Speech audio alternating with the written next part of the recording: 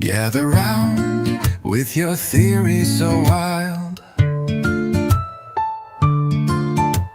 talking like detectives with hearts beguiled. Oreos in hand, crumbs on your shirt, hunting for clues but solving dessert. Oh, snack cake savior, sleuth in disguise, solving cold cases with frost and filled pies. JB Gunner's laughing, it's plain to see you're cracking these cases from an armchair spree. Good morning, ladies and gentlemen. We'll get started in a minute. But your snack stash looks like a crime scene. Tracy, Teresa, Kayla, stretches while questions unfold. Netflix is on, but the truth's gone cold. Whoa! Snack cake savior, sleuth in disguise, solving cold cases with frosting filled pies. Jamie Gunner's laughing, it's plain to see you're cracking these cases from an armchair spree. Morning, BK.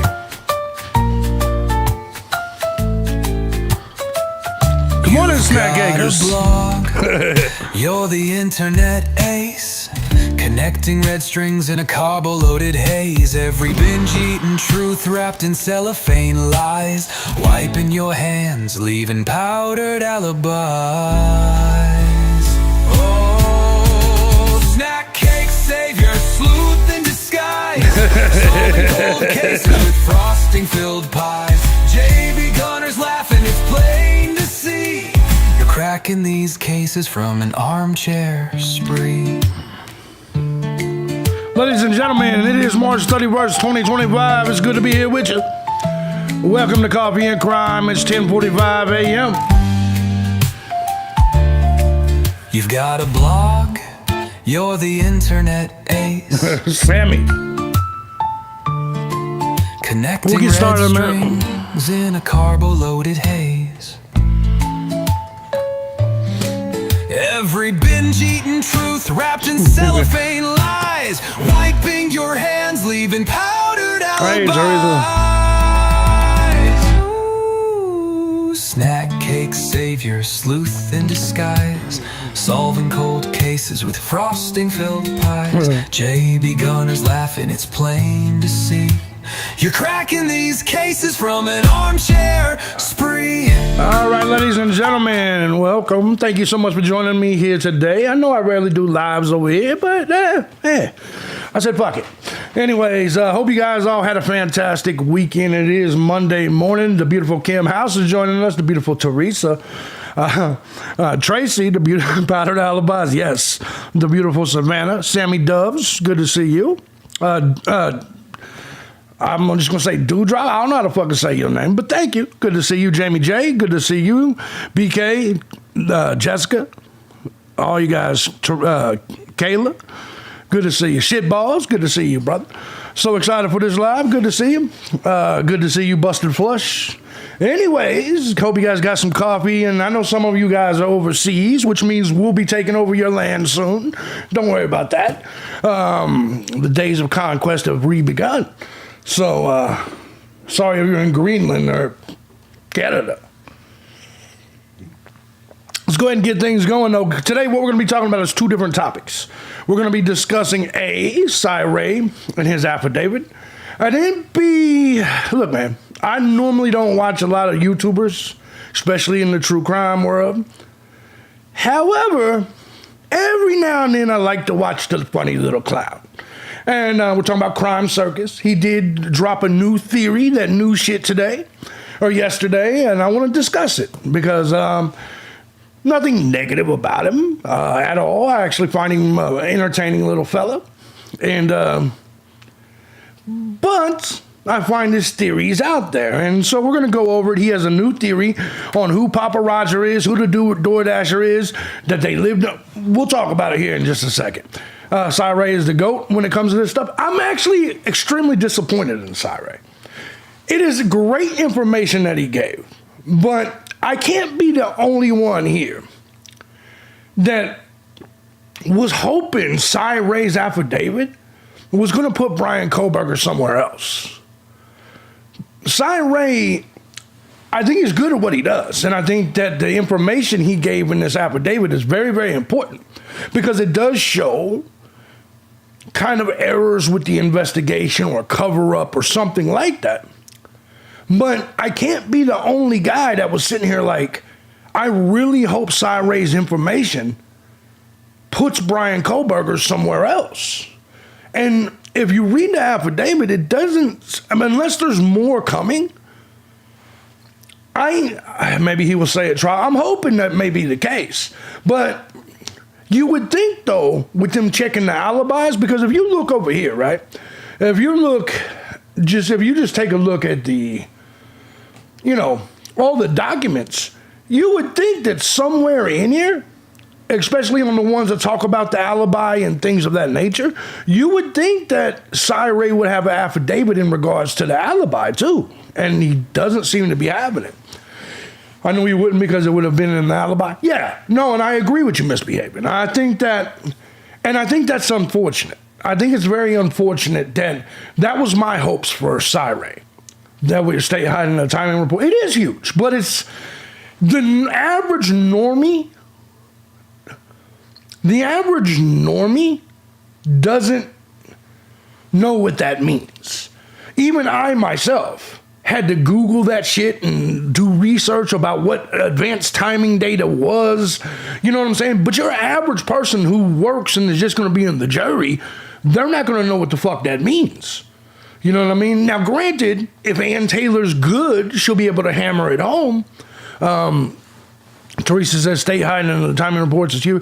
Tracy says he can't put him somewhere else. And yeah, I think that's a problem. I can't, I've always thought the alibi was weak. And I would have rather that motherfucker said I was at home asleep, like every other normal person at 4 a.m., right? You know what I'm saying? I would have rather him said that. And I don't understand. Like, why wouldn't you... Let's just act for a second like Kohlberger did this. Why in the fuck wouldn't you leave your phone at home? Just as smart as Kohlberger is, this is the only thing that still got me on the, I don't know, is like, how do you make this many mistakes if it was you? How do you leave the knife sheath? How do you leave the phone on? And then, I mean, what I mean is he left the phone on when he left the house. Like, why wouldn't you just leave the phone there? Why would you use your own car? None of the shit makes sense. Sound like he's going to say that he can't provide his location because he's blaming the state for not obtaining the advanced timing information. And it's actually not a bad defense. And we'll get to that because the affidavit says a lot. Cy Ray had the advanced timing data on all the victim, roommates, family, friends. He knows where people were, but no data for BK. State withholding information, so he can't place BK whereabouts. Yeah, exactly. It does say a lot about this first time Cy has ever worked for the defense. Yeah, I think so. Narcissism, good. That's very possible, Sunshine. He wouldn't, in my opinion, not at all. Yes, the beautiful Mandy. And girl, you better, I saw your comment. Everybody else gets your number but me. Girl, you live close to me. You can have the number, the address, the size of the bed. You can have the whole thing.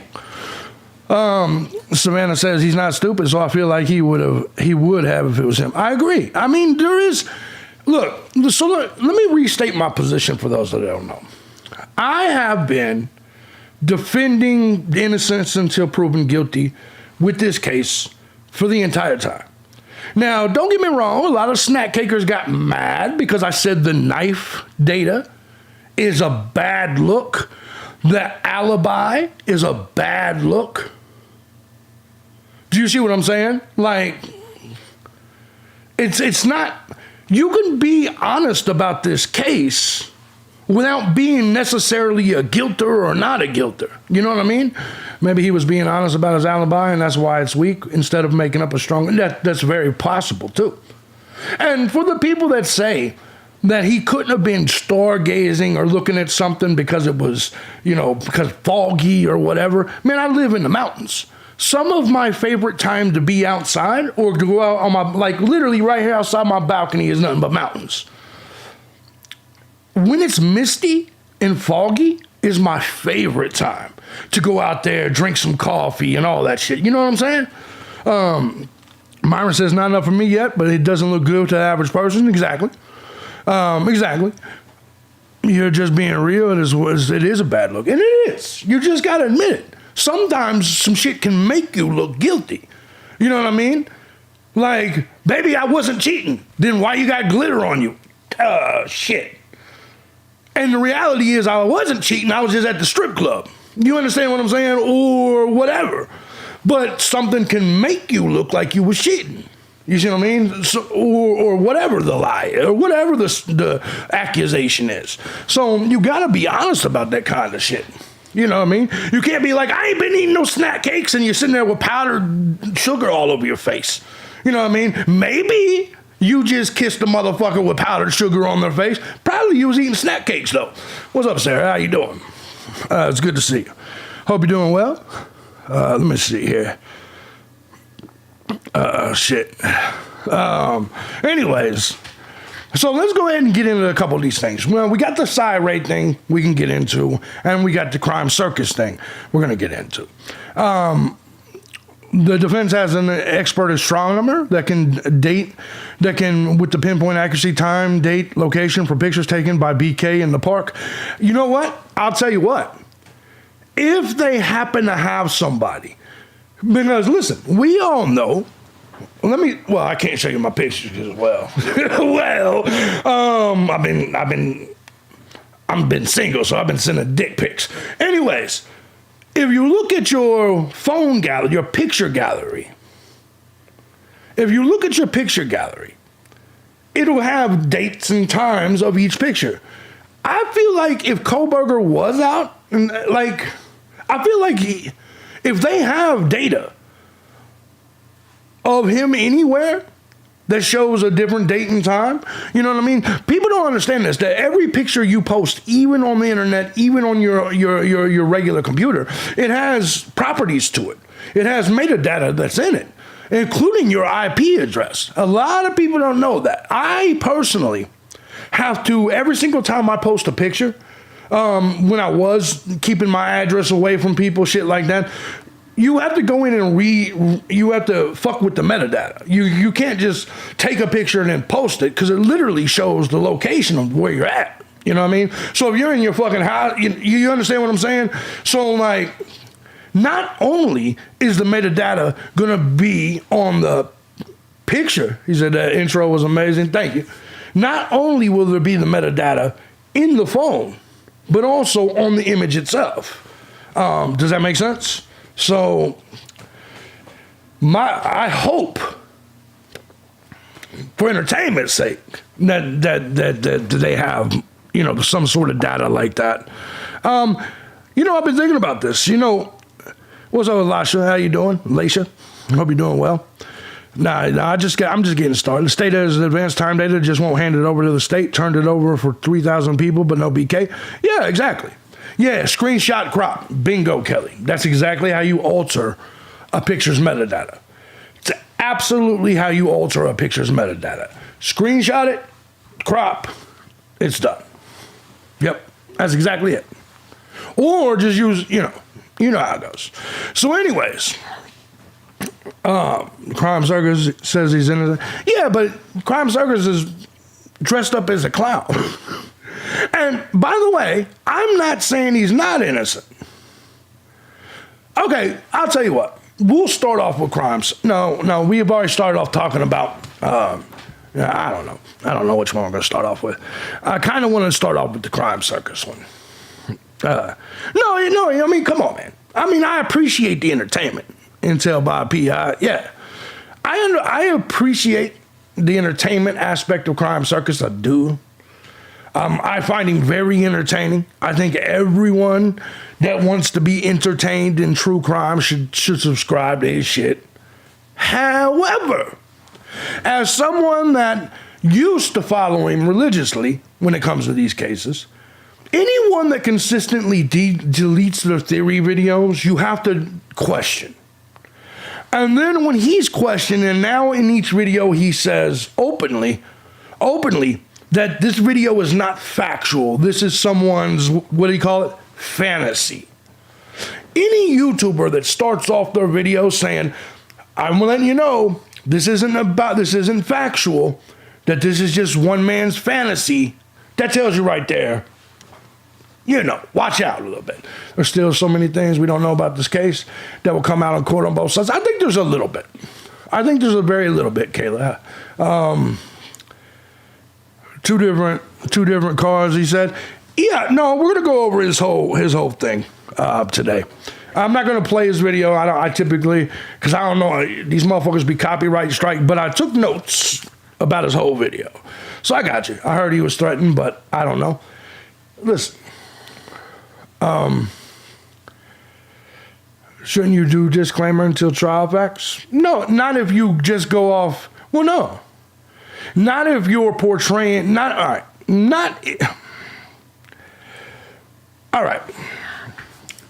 I think that the majority of a true crimer's YouTube and commentary should be about factual evidence and documentation. Now, theories are okay, but no, I'm not about to give a motherfucker a disclaimer. I mean, I'll let you know it's a theory, but I ain't about to say my whole video is just somebody's fantasy and not factual. Like, you know what I mean? You know what I mean? Like, you're basically calling your video fiction. And I just don't know if that's the best way of going about presenting information. You know what I mean? I'll be listening but working. It's cool. The thing is, the AT&T time data just proves his phone might not have been there. I agree with that. I think it definitely makes a difference. 100%. All right, guys, we're going to get things kicked off. If you guys want to support the channel, as always, links are down below. We are going to get this thing going. And I think we are going to start off with side rate. I think we'll do drip drop last. There's a Canadian chick, Cryme with Kate, who's been threatened for doing a piece on an indigenous, I know better. Let me say this. One of the things that I've learned in my little bit of time, today's topic is side ray and drip drop. It's both of them. What's up, Kitty? Let me say this. What's up, Pixie? How you doing, beautiful? So I feel like a lot of true crimers, to make it sound spooky and dangerous, say they've been threatened. Now, don't get me wrong. A lot of these true crimers are so intrusive, they deserve to be threatened. You understand what I'm saying? Like, I'll give you an example. Big-ass bullhorn Betty. If you were outside of my house with a goddamn bullhorn, I would have done smack shit out of a motherfucker. I'll be goddamn if you keep me awake outside my house with a bullhorn. I'll be goddamn if you keep my kids awake. I'll be goddamn. Nah, hell no. I'm sitting there trying to eat pussy and shit, and all of a sudden I got a bullhorn outside. No, we're going to fight. We're going to fight about that shit. So I think a lot of these YouTubers are too intrusive. Like, if you're going to people's houses and shit, and like what they did with like Brian Laundrie's family and shit like that. Remember when JLR got socked in the face? JLR deserved to get socked in the face. If you're outside my house with a fucking, I promise you ain't coming in the hood and doing no shit like that. You notice that you never see these motherfuckers like in Compton doing it? I dare them come over here. Exactly. Notice you don't see that shit? You'll see them in the most white picket fence neighborhood doing the shit. Because they know certain people will sock the shit out you for being out there outside of their house like that. You know what I mean? And so, good to see you, Upgrade. Bullhorn Betty is a bit, yeah, so that's all I'm saying is don't be so damn, the baddie would come out, I mean, if Bullhorn Betty was outside my, yeah, I mean, it's simple. Like, forget the person you're harassing, what about the neighbors? So, what's up, Lori? So when people sit and say, I as a YouTuber got threatened, my first question is, well, where were you? What were you doing? Oh, I was blowing a bullhorn outside their house. Well, you're lucky you didn't get shot. I live in the South in the mountains. Motherfuckers out here, you'll fuck around and get shot out here. You know what I'm saying? The motherfucker think you're a moose or something. Well, there's no moose down there, but you get the point. People are honestly so dumb sometimes. Yeah. Was she not packing too? Possibly. They ain't going to Compton. No, they wouldn't. They're not doing that shit. Notice, like, when there's a black case, black missing person, they're not going to the hood with all that bullshit. Because they know they'll fuck around and get robbed and jacked and killed. They just know that. There's really someone who does that. Yeah, man. These cases all over the place. Do you see all these YouTubers trying to make content with boots on the ground? Somebody asked me the other day, are you going to be at the Kohlberger trial? No, hell no, I ain't going to that cold ass place. I ain't about to go to that shit. I'll stream it for you guys. Fuck, I look like taking 6 months or 3 months out of my life to go watch another man's court case. Kind of fag shit is that? I ain't about to do it. Don't get me wrong, to the people that are, that's great. But I ain't about to be sitting up there arguing with Steve Gonsalves and shit. I mean, I got shit to do. And I'll be single this summer, so I got shit to do. If the state requested 3 to 5, that covers the time frame, and BK data, there would be, yeah, I agree. So, all right, so let's get into Cryme. Let's go ahead and get into Cryme. But yeah, that's my answer to that. A lot of those people play the victim once they are intrusive in people's lives. These people, I've seen these YouTubers dox people, do all this weird shit in the name of investigating. Shit. How you know you're gonna be single? Because I'm already, what we talking about? I mean, shit. I watch you and Harsh. No, I like Harsh. I like Harsh a lot. Cryme Affidavit was damning. It's very damning. However, to the normies, I don't think it's going to matter. And as I read this, I'll explain why. Hold on, let's go ahead and pull it up. All right, so he said, single and ready to mingle. I don't know about all that mingling shit. Mingling is for young people. I don't really want to mingle. I just want you to bring me a drink and a sandwich, and I'll put in a few minutes, and, then once you go downstairs and watch TV and let me sit up here and do my thing. I do an investigation for a living. I'm very careful, cautious. Yeah, of course. Stray is going to expose the states. Here's the thing about this, and so I want to make this clear. As I said at the beginning of the stream, I was really hoping this information would place Kohlberger somewhere else. I really was hoping so. I really was hoping that Cyrae's information was going to place him somewhere else. So I just want to make it clear, I'm highly disappointed with the information we got.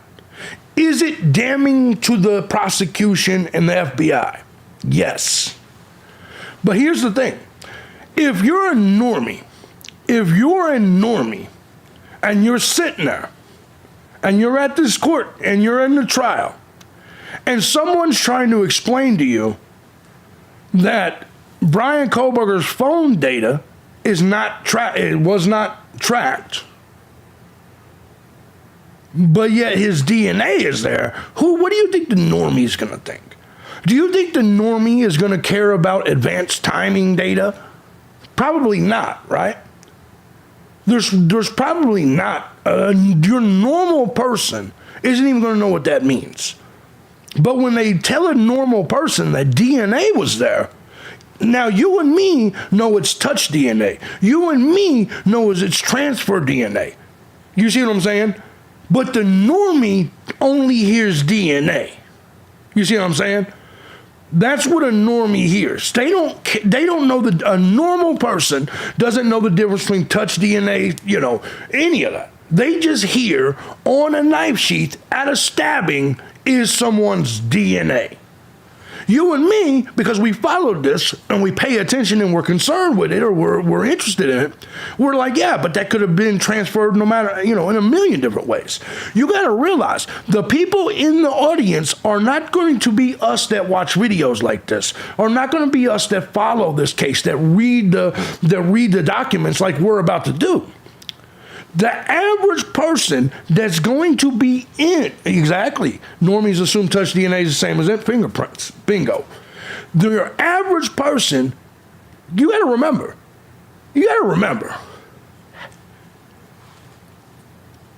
I want you to understand, the average person, would you agree with me, is dumb as fuck. And then, half of them are even dumber than that. Do you see my point? When you really look at it, and you look at humanity, and you look at humans, I think my statement that most, at least half, are dumb as fuck.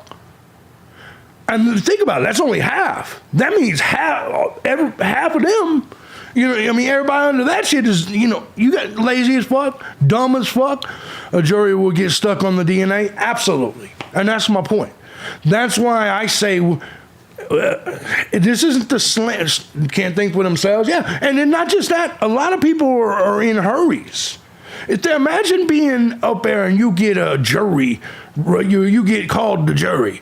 You just want to get that shit over with, man. Get back to your family and shit. You don't really care about the case. You just want it to get done. And so DNA 7 days a week, twice, yeah. And so that is the point that I'm making, is that you got to remember the jury's not going to be filled with us. So all the people that are like, what about Papa Roger? What about this and that? The average human doesn't know shit what a Papa Roger is. And that is what you need to think about. Is that the average person does not know what you and me know, and in the construct of a trial, they're still not going to know. Sammy says they want Si on a stand. They already said he could place him elsewhere way back. That was a warning. If he gets to the stand, yeah. And is asked on the stand in front of a jury, then the state can put together more to talk their way out of, yeah, all the shit they have, yeah. But touch DNA can be made to fit. Exactly. You just got to squeeze that motherfucker in there. Sometimes you got to spit on it a little bit, but you just got to squeeze it in there. The touch DNA needs to be made to fit. And that's exactly what they're going to do. The prosecution's job is to convince you in the jury that this touch DNA is no different than any other DNA. And there's not a lot of evidence. However, when you're a normie and you hear Brian Kohlberger's DNA was there on a knife sheath and he bought a K-bar and a knife sheath, if you're just a normie, man, that's powerful. And that's what worries me. What's up, Solus? So let's go ahead and jump into this, man. Yeah, jury duty doesn't pay shit, just hoping for quicker guilty. Yeah, of course, Chad. Nobody wants to do it. Okay, I'll take the breath out the jurors. Yeah. Oh, it'll take the breath out the jurors. Yeah. And nobody wants to do it. I don't want to do jury duty. Them motherfuckers contact me and I get into crime and I'm still going to be like, nah, man, you know, fuck that. And then if you make me, and especially in a major case like this where you're going to keep the jury away from their phones and family and shit, no, hell no. Hurry up. Let's get this done. I'll say he's guilty. Get it done. Plus it's touch DNA, what could be on what could be the sheath of the murder weapon. Yeah. Mainstream has not even made a peep of this. They're not going to. They're not going to go against the prosecution like that. The mainstream media never does. There's certain YouTubers that are like that. They never go against the prosecution, and the mainstream media never does. Never does. You know what I mean? I hope they can deliver this and put some doubt in their mind. I'd love to be on a jury, but I'm going to need my snacks with me. Exactly. 4 to 6 weeks away from my family and technology? Yeah, exactly. Yeah, but ain't nobody trying to do that shit. Ain't nobody trying to do that shit. Dick drive for fucking 6 weeks. I ain't married. Fuck that. Fuck that. All right, let's get all the evidence is circumstantial anyway. That's the truth. Let me give a shout out to Teresa who sent 99 cents. Thank you. Thank you. Appreciate you. Appreciate you. Thank you so much, Teresa. Even that DNA? Yeah. No coffee and smoke? F no. Yeah, exactly. Fuck that. For a measly $20 a day. Is that all they're giving them? Is $20 a day? Is that all they're doing? JB, they're going to be 400 witness trial. Yeah, it's going to be a long trial. But you got to remember all them witnesses. Yeah, and this is another thing about the internet. Oh, no, it's all right, Teresa. I appreciate it all. You know me. You know me.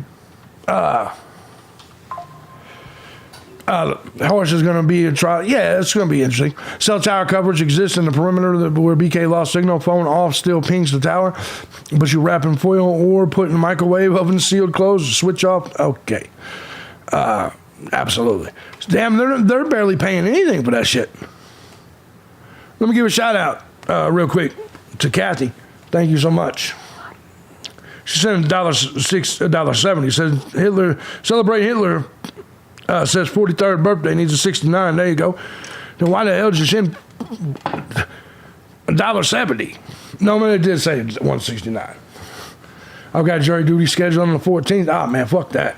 I ain't about to do it. I ain't about to ever do no jury. Happy birthday to you guys, man. Kathy, happy birthday. All right, so we're about to jump into this shit. Let me get Kathy's name on here. Thank you, Kathy. We're going to jump into this documents because she sent 99. Oh, that's what it was. Yeah, that makes sense. That makes sense. Thank you. Thank you. Yeah, I don't even put, when motherfucker does the 99 cent, I ain't trying, because y'all be having me doing math all the time. I ain't got time for that shit. That and jury duty. All right, so let's go ahead and jump on in here. All right, so first thing we're going to do is jump into Cryme. And then we'll get into Cryme Circus and all of that here in a second. And to everybody that's waiting on my new stream over on the gun show, I'll be there when I get there. I'll be there. We got some shit to talk about over there too, but I'll be there. I think I got that shit scheduled for 2 or 1. Yeah, 2. So we'll make it. Savannah sent $4.99. Thank you so much, beautiful. The beautiful Savannah. Thank you. Right. Thank you so much, Savannah. Hope you're doing all right. All right. I'm going to quit letting things hold me back. Thousands of people. Kayla sent $6.99. Jesus Christ. Thank you so much, Kayla. Thank you. All right. Hold on, man. Y'all got me constantly doing math. Let's see. This is it for 14. Yeah, I think. Kitty sent it out. Shit, man, I'm trying to work. All right, there we go. I think I'm right. Thank you, Kitty. Thank you, Kitty. All right, now we're going to get in there. I think I got the math right. All right. Thank you, Kitty. Thank you, Kayla. Thank you, Kathy. All right, let's get to work. Savannah. All right, so let's get to work. Thank you guys so much. You guys have me fucking doing math. I enjoy your videos. Keep being you. Thank you, Savannah. I appreciate you guys. You guys are awesome people. All right, let's get to it. Getting paid more than a day of jury duty today? Damn. All right, so Busted Flush sent $4.99. Thank you so much. You guys are trying to draw the stream out. They're like, if he just keeps counting the first hour or two, he'll keep talking and then he'll be here 2 or 3 hours. I mean, that's true. I mean, that's not wrong. Thank you very much, Busted Flush. Thank you very much. Appreciate you so much. Let me put this over here. All right, let's get into this. Oh, fuck. Forgot the comma between Kitty and Kathy. All right, Kayla, I mean. All right, let's go. JB Gunner, one of the realest. Thank you so much. All right, let's get into this.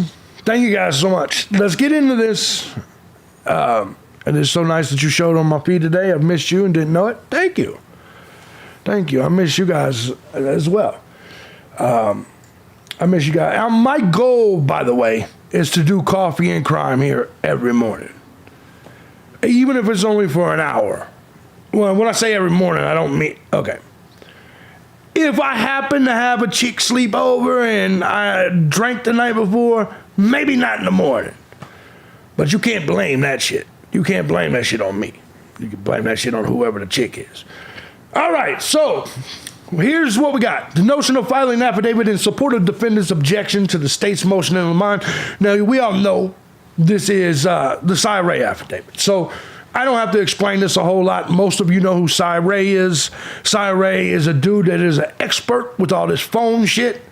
And like I said, I was hoping that Cy Ray was going to come out and place Bryan Kohberger somewhere else. Let's go ahead. So here's what we got. Kohberger, by and through his attorney of record hereby, files the accompanying affidavit of Cy Ray in support of their objection to the state's motion. This is with regards to the AT&T timing advance records filed back March 17th. So what do we got here? We're going to scroll down and get into his affidavit. So this coming from Arizona, the beautiful Tracy. That would be an automatic pass, JB. Oh, of course. Thank you. Tracy sent $1.99. Thank you, beautiful. Thank you, beautiful. Let me get over here. Let's see. There we go. Thank you, Tracy. Get your name out here. Pixie Dot said this is damning. It is, but like I said, there's something missing from it. Like I feel I just wanted so much more. So thank you, Tracy, so much, beautiful. Appreciate you. All right. This is coming from Maricopa County, which is a shitty county, honestly. I'm an adult over the age of 18. I have personal knowledge of the facts set forth in this affidavit. I have been working in the field of call detail record analysis for over 25 years. I think this is good because obviously this does, show that he's a professional. He's credible at what he does. I became a certified police officer in the state of Arizona in 1996. I worked with my first set of AT&T records in 1997. I spent nearly 20 years in law enforcement in the primary role of a detective, so obviously this guy is credible. I have worked hundreds of death investigations, consulted on over 1,000 homicide cases in my career. In my role as a detective, I gained extensive experience utilizing call detail records and exploiting cellular networks for investigative-related purposes. In 2014, I retired from law enforcement, started a business called ZX, which created software for law enforcement to map and analyze call detail records. So, that's just to paint the picture of who Cy Ray is, what he essentially does. He's analyzed over 3 billion calls, it says in this record, from call detail records provided by cellular phone companies in the United States. So it's given a little bit of his background. It says, in addition to my law enforcement experience, I have instructed classes on utilizing cellular records in criminal investigations for nearly 20 years. I like the fact that they're painting this picture, and if he does get in front of a jury, to me, all of this information about his past makes him sound extremely credible. Even though the guilters, and when I say guilters, I don't mean people that think he's guilty. I mean people that won't budge from that. They're like, he's guilty and I don't care what evidence you provide. Same thing with the not guilters. Like if you're immovable on your position, I think that you're lacking logic. You have to be able to be moved based on evidence presented to you. Whether you're on the guilty side, not guilty side, doesn't really fucking matter. You have to be able to be moved. I mean, because you don't know everything yet. So anyway, he says, through my work in this discipline, I'm regularly consulted by the prosecution on investigations around the world. As a recognized subject matter expert in this field, I have testified on the matter more than 100 times throughout the United States in both federal. Yeah, I hope she breaks it down as well, Samira. And state courts. All of my testimony, apart from this case, has been on behalf of the prosecution. I cannot believe this. And most people already knew this, but that is going to be major when a jury hears that. This dude has done all this work for the police and feds and all that shit. And this one guy, this one case, he's like, nah, I think not only am I gonna do it for him, I'm gonna do it for him for free. That is massive when you exactly, Tracy. That's what she said. It is massive. Because why would a dude that's always been on the side of law enforcement flip for someone that's accused of a pretty hideous crime. I mean, murdering 4 people is some shit. That's some Freddy Krueger shit. It makes no sense. Exactly, the devil woman. It makes no sense for this dude to flip unless he truly believed he was on to something, right? And I think that's what's important. I mean, granted, I don't know if he's being paid by Ann Taylor. That's information I don't know. Yes, not too often you see a flip like that. Says Crystal Giro. Oh, Giro. You're right. I hope AT brings it. She has been weak. She has been weak, to be honest. I will say this. That her throwing all these motions to see what sticks, I think is a good move. Just in case he does get convicted, it's good to have everything, all your ducks in a row. Now, however, I think that when she's on the stand, she's weak as when she has spoken in court, it's the weakest shit I've ever seen. I have never seen a defense attorney when she publicly talks in court, in court talks, sound as weak as Ann Taylor. The motions and everything she does behind the scenes are great. But when she opens her fucking mouth, she sounds horrible. Horrible, weak, unsure. What's up, Scott? And that's Cy Ray is best friends with Cash Patel. Trump, yeah, I know what Cash Patel is. That would be interesting. That would be interesting. She's matching Jennings' energy. That Jennings is, yeah, it's not like Jennings isn't boring. That speaks volumes, yeah. Yeah, I agree. So let's go ahead and get back to this. Jack Johnston says AT has shown none because there is none. BK would be out if he had an alibi. I agree in a lot of ways. I don't know if he would be out, but I believe BK's alibi is weak. I believe that people that don't openly admit that his alibi is weak, they're not being intellectually honest. You know what I mean? JB, court is sometimes like a web. When you know you are innocent and fighting a corrupt system, one must weave. Yeah, it's true. It's true. But yeah, I definitely find Ann Taylor to be weak out there. The only reason BK isn't out of jail is because the judge denied bond. Yeah. Yeah, he definitely would have been bonded out. Most folks sleep. But and let me be honest. And a lot of people are not going to like what I'm saying here.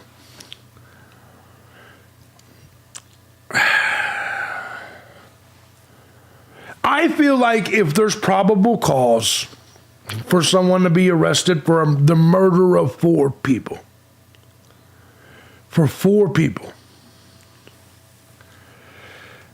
I don't think they should be granted bond. And listen, you got to take Brian Koberger out of this. Take your emotional attachments to this case out of here. And just think from a logical perspective. Do you want motherfuckers that's charged with 4 murders in your city to be released, to be bonded out? You know what I mean? I'm just being honest. I'm just thankful all the motherfuckers down in Atlanta can afford to bond out. If there wasn't a grand jury, he wouldn't be in jail at the moment. I agree. But my ultimate point is that if someone is indicted on 4 murders, I feel like, you know what I mean? Let's play the trial out. You know what I mean? Yeah, I feel like we should, you know.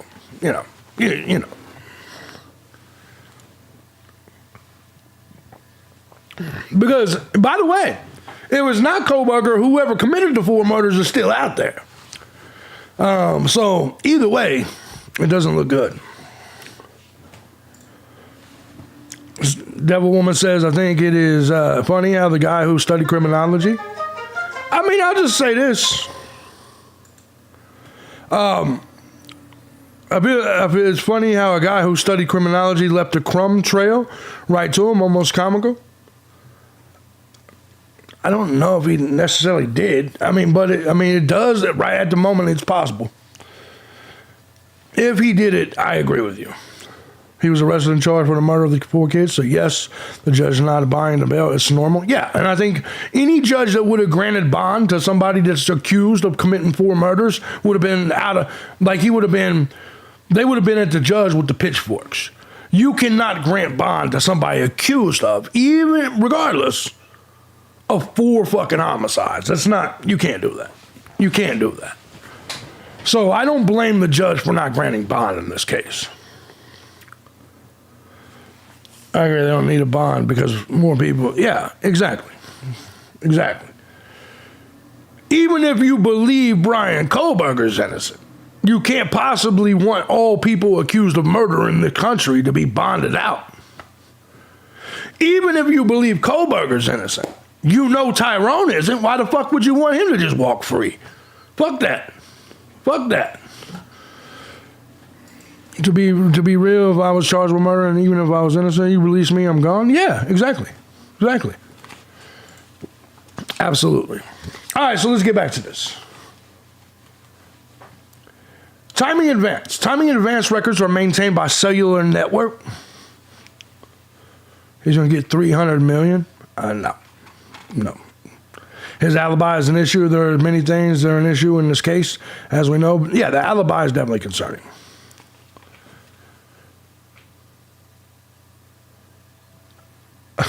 Somebody in the chat room said, if he's found innocent, dude's life is still in a major threat. By who?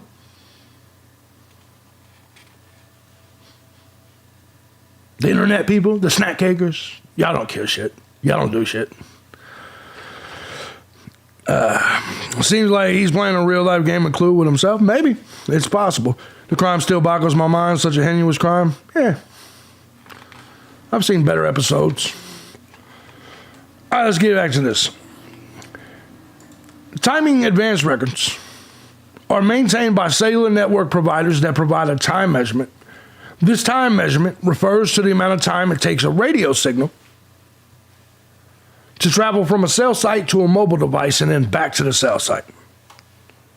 Given this signal travels at a known constant speed of light, it is possible to use this measurement to determine the distance the mobile device is from a known cell site. This still isn't, I still don't feel like this information. When multiple cell sites record timing advance data in short periods of time, it is possible to use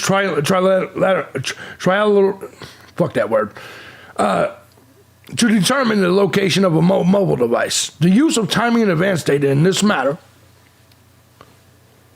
is one of the most accurate ways for law enforcement to locate a mobile device. So are they, here's the thing. So are they saying because there's 2 towers, they're able, with the timing data,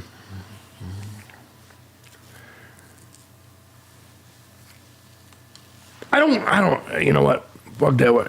He said, that's how I read too. Yeah, I ain't got time to sit there and, if I was by myself, I would Google the shit and see, all right, what does this word mean and all that shit. Because I don't know what that word is. Sorry, bitch slapped the FBI in the state. What are they going to release next to win public opinion? Something true. That thing won't win public opinion. Your average person has no clue what anything that I'm reading to you that we're talking about today means. If you truly believe that the average person thinks that this shit we're reading right now because we're true crime nerds, if you think this means more to the average person than the word DNA, even if we know it's touched DNA, this will go over all of their heads. I think you guys give way too much credit to humanity. There's a reason I don't hang out with nobody and don't do shit. I think everybody's stupid because everybody's stupid. I just think about that. Think of the people you know and have met throughout your lives. How many of them you said, man, that guy is really smart? Probably not a lot of them, right? How many of you said, man, that's a dumb motherfucker right there? Probably a lot of them, right? Proves my point. How many people in your life that you've met have you looked at and said, man, I really think that motherfucker's a genius? It's on less than one hand, I can assure you. No, sir, I find out society is retarded. Yeah, 100%. See, let me explain something to you. You know how I always talk about Occam's razor? Let's talk about retard razor. You know, Occam's razor is usually the most simple answer, is probably the most simple outcome, the most simple road is probably the road you should take. Retard razor is what really should be used. The dumbest answer is probably the truth. In almost every situation, forget Occam's razor and just go with retard razor. The most dumb shit that possibly could happen in each case is probably, or in each scenario, is probably exactly what the fuck you got. True story.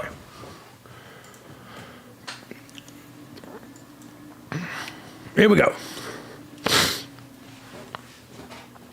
Given these records are available in a historical context, it is possible to conduct an analysis of timing advance data to pinpoint historical locations of a mobile device at a given date and time.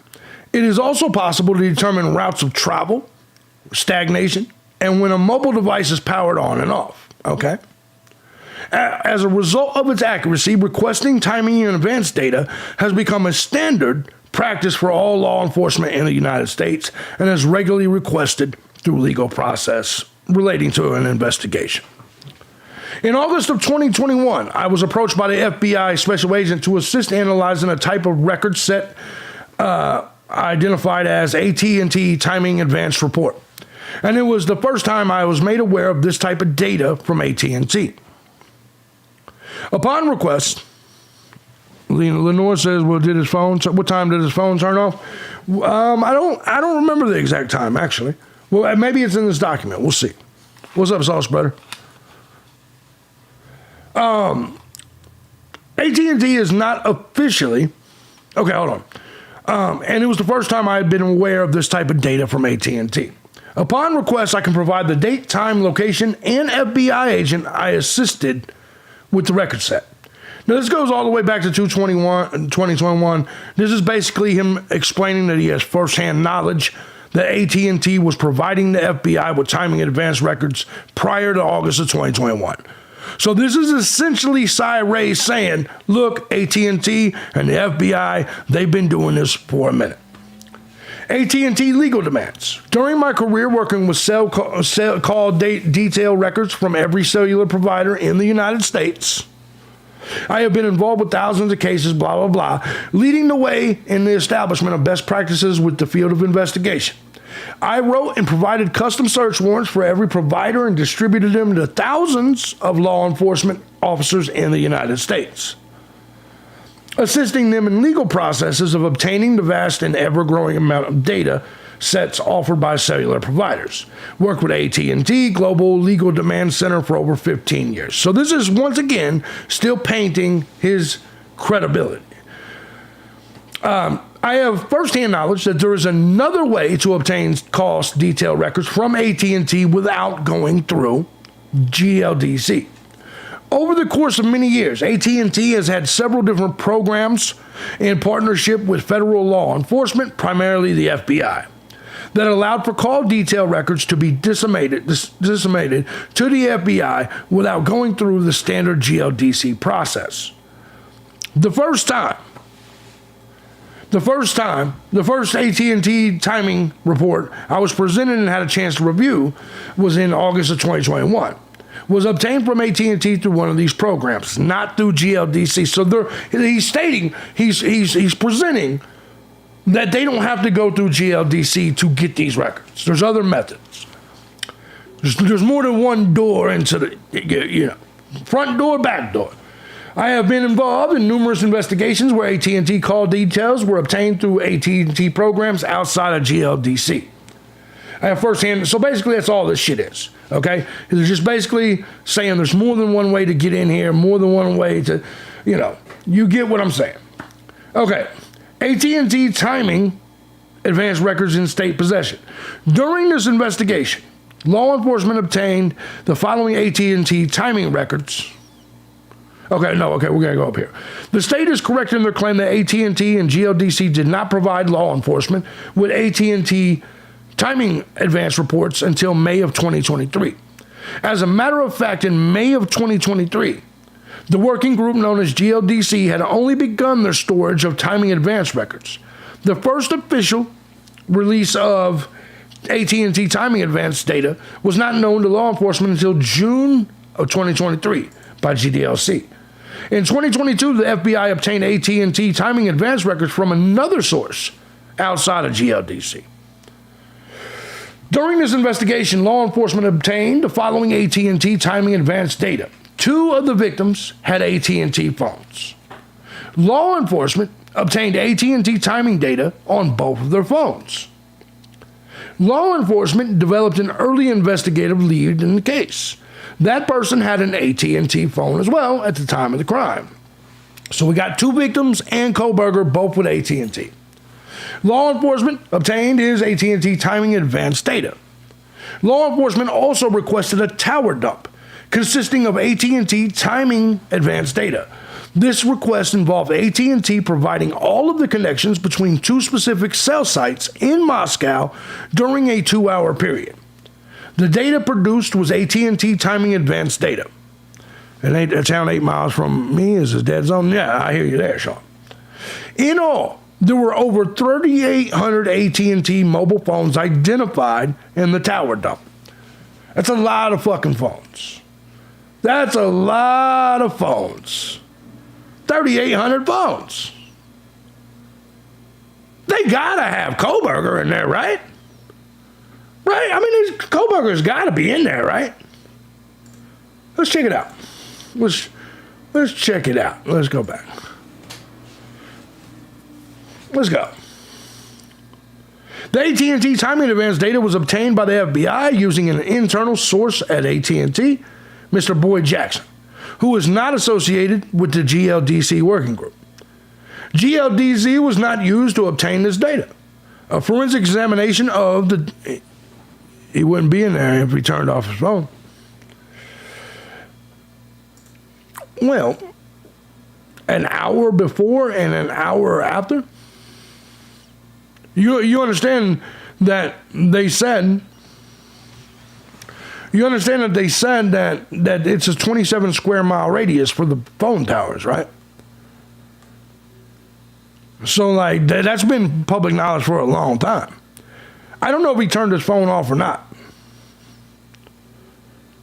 But what I will say is that either way, well, let me just go back. Let's just continue with the documents. A forensic examination of the AT&T timing advance records in the state's possession. State's document says they requested a 2-hour window. Yeah, I know. So we're reading the document right now. A forensic examination of the AT&T timing advance records in the state's possession show Mr. Jackson's association with the reports. There is work product in the state's possession created by the FBI showing the AT&T timing advance data was not only obtained, but regularly referenced and used in the course of this investigation. So they got it. They got the data from the FBI. It's in the state's possession. Not only was it created, but it was referenced several times throughout the investigation. Its existence is well known to the investigators and prosecutors. Chain of custody. The state has provided a certificate of authenticity to defense in relation to the timing advance records described above. The COA was created in April of 2024 and issued by the director of the GLDC, Stephen Gordon. I have previously worked with and I am familiar with Mr. Gordon. The COA specifically states I am qualified to authenticate the records attached hereto because I'm familiar with how the records were created, managed, stored, and retrieved. I have personal knowledge that in the event Mr. Gordon was required to testify, he would clarify that prior to May of 2023, neither he nor the AT&T GLDC working group was involved with AT&T timing advance records. Additionally, There is forensic evidence contained within the records that indicate they were not produced by AT&T GLDC, nor were they produced in the year 2024. This completely knocks down. We got somebody in here that thinks that they solved the crime. Look at that. Look at that. We got one of them detectives in here. Pineapple flavored lipstick lesbian says BK was framed. Enan Harsh is the guy. Have you arrested him yet? Tell me more. Tell me more. I'll wait. Let us know. Let the audience know. Tell us about Enan Harsh and how he tell us.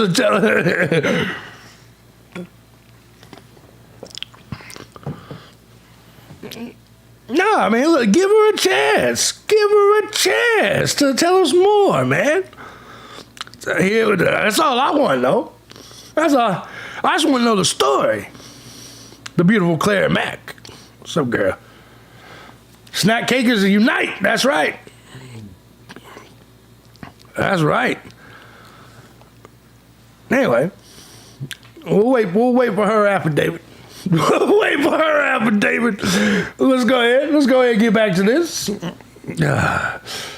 Here we go. I have person Harsh has said that BK was right. He looks like BK. She gone. She's like, nope, I'm out of here. Man. Shit. Now you made me lose my spot. I have personal knowledge in the fact that Gordon was right. Additionally, there's forensic evidence. Okay, so right here, I think it's saying that Diet Cokes and snack. They're not doing. No, I hear you. I need 3 double cheeseburgers and a small diet soda. I know. I've seen it. All right, straight out of Quantico. Yes. In reviewing this data, I contacted and communicated with Mr. Gordon to clarify the chain of custody released to these records. He clearly, they said that GLDC wasn't even doing this work in 2024. So it's very interesting, this entire thing. He could have done it, but his rights are being trampled all over. I agree with that completely. I agree with that shit completely. In review of this information, there's evidence to suggest the chain of custody involving these records and COA were produced well outside of AT&T's normal practice. I'd say that's so. There's missing information and data associated with this request. The prosecution's prior claims that AT&T timing data did not exist in 2022 further complicates this issue. It is Paco says he is one of my suspects. He fits the description. How so? Fits what description? And you could have got away real quick as he lives very close and he's very talented with knives.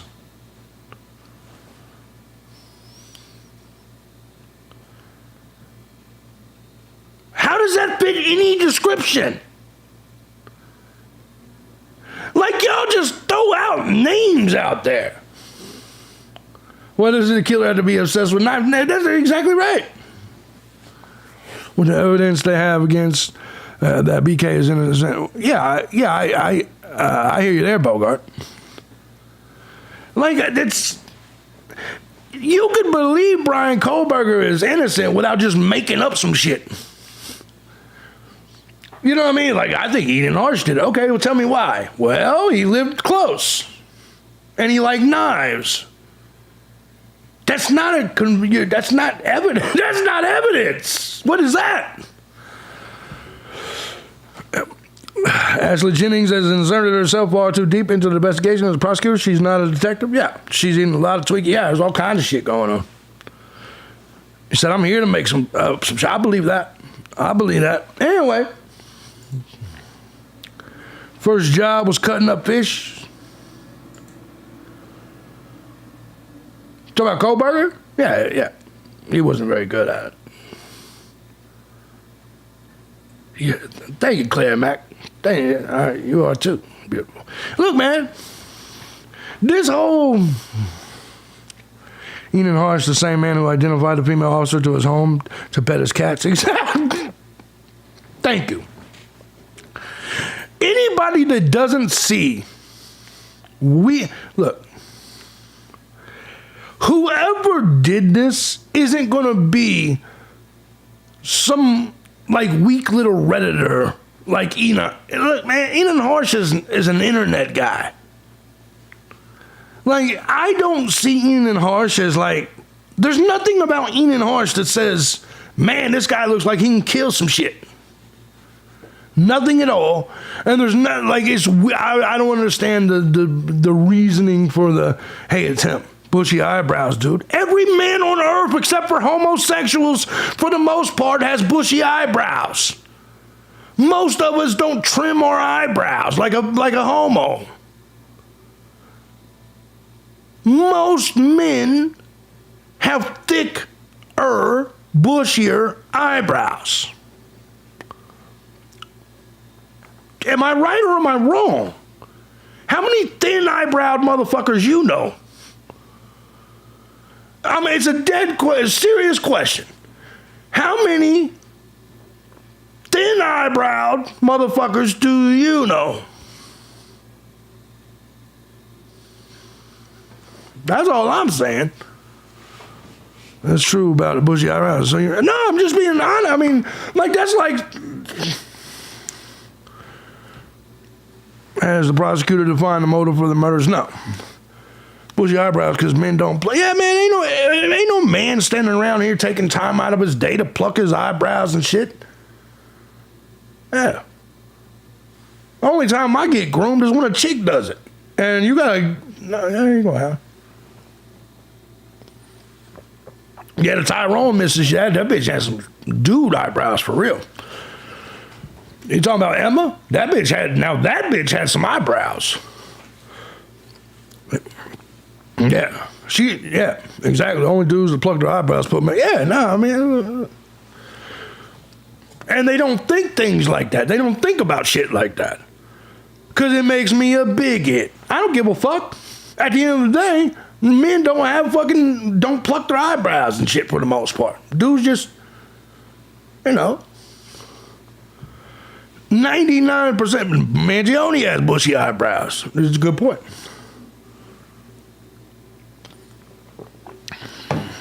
I ain't never seen a man in my life. What you doing, bro? I'm over here plucking my eyebrow. Man, get the fuck out of here. You lucky we wash our ass. Have you ever seen him wearing? Yeah, I've seen him playing with knives, but that doesn't make anybody guilty, man. Exactly, Travis. I agree.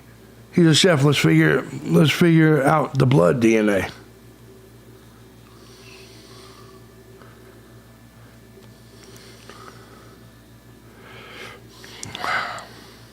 So you think Enan Harsh is guilty just because he's a chef? And that is who DM said the perpetrator had? Do we have any other suspects? Let's get some people out there to investigate. Yeah, no, I don't mind it. I just find it when I want people to come with more. Like they say Enan Harsh, and I'm like, for what? Well, he's a chef. So the grub truck guys are chefs. There are hundreds of yeah, exactly. Like I saw him juggling with his bare ass out. I've never looked at him since. Motherfucker gave me look, man. Has anyone ever heard Enan speak? He can't keep the words in the right place, and he killed 4 people in under 10 minutes? No, exactly. I have heard him speak. And by the way, he was out here doing interviews on YouTube channels and shit, man. Enan Harsh is not the guy. There's blood DNA at the crime scene. Why can't we get and find out whose it is? Well, maybe the state's covering up for Enan Harsh. Maybe you've been right the whole time. Clearly, there is we're gonna get to the clown theory here in just a second, Send it. They're how could someone be major suspects to you without anything other than that? Just because the dude was a chef. But I understand you looking at him side-eyed.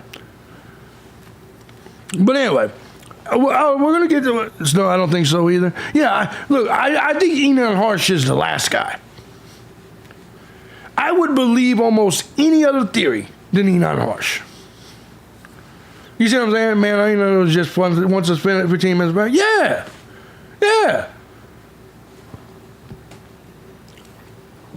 TM said her vision was blurry, like looking through foggy glasses. That would divert. Yeah, 100% agreed. 100% agreed. Yeah, we'll get to the clowns theory here in just a second. So we're still working on the document. We're almost done with it. The prosecutor's prior claims that AT&T timing advance data did not exist in 2022 further complicates this issue. It is, in my opinion, expert opinion, that any testimony proffered on behalf of the FBI or AT&T on this matter would clearly reveal these issues. Any testimony on behalf of the FBI or AT&T on this matter would clearly reveal these issues. In my review of this investigation, I have read numerous emails sent and received by law enforcement pertaining to this investigation. One such email, dated 11/15/2022, was sent to Prosecutor Ashley Jennings at her Latah County government email address. This email is from Moscow detective Pixie Dot, Senate $1.99, says Cy Ray does accuse of prosecutor misconduct. Yeah, I think so. Ultimately, I think that's where we're at. But Pixie, I also am heavily disappointed by that's all we got from Cy Ray. I really hope at trial they bring up some evidence that Kohlberger was somewhere else. Does that make sense? Like I find this to be interesting for you and me, but I don't think this is going to sway. I don't think this is going to sway like some random juror. Does that make sense? In my opinion. Unfortunately. So anyway, it says this email is from Detective John Lawrence Mowry. The email is informing Miss Jennings of Detective Mowry's recent contact with FBI Special Agent Balance. Special Agent Balance informed Detective Mowry that the AT&T can provide timing and advance data and to make sure it was listed in the search warrant. Detective Mowry is specifically asking Prosecutor Jennings to make sure the AT&T timing data is listed in the warrant prior to the report ever being distributed by the working group known as GLDC. Mrs. Jennings did respond to Mowry's email inquiring on the specific verbiage needed to obtain AT&T timing advanced data. This email is abundantly clear evidence that Mrs. Jennings was not only aware of the existence. The house address 1122 in Gematria is 666 BK, lived in building G, apartment 201. Okay, what does that mean, bro? Okay. Water Otter says the house address 1122 in Gematria is 666 BK, lived in the building G, apartment 201. What was you just doxing the dude for? Tell me more. Explain to me what you're saying.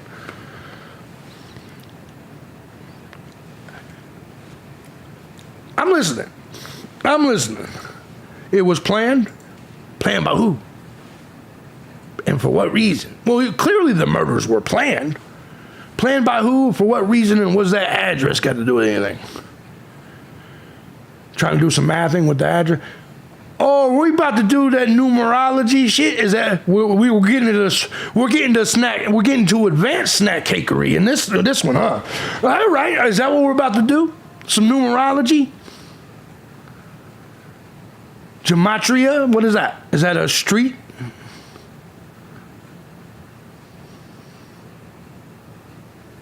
Tell us more. Tell us more.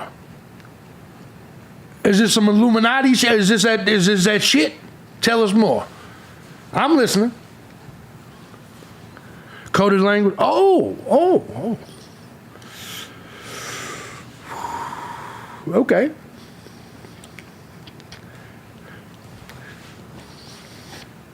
That 666 part of it? Is that what? Is that the address? That 666? Is that part of it? Did a spirit box inform you of this information? Female, you got some good pussy then, clearly.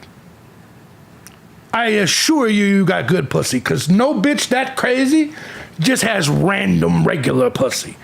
Any bitch that's that crazy has that good shit.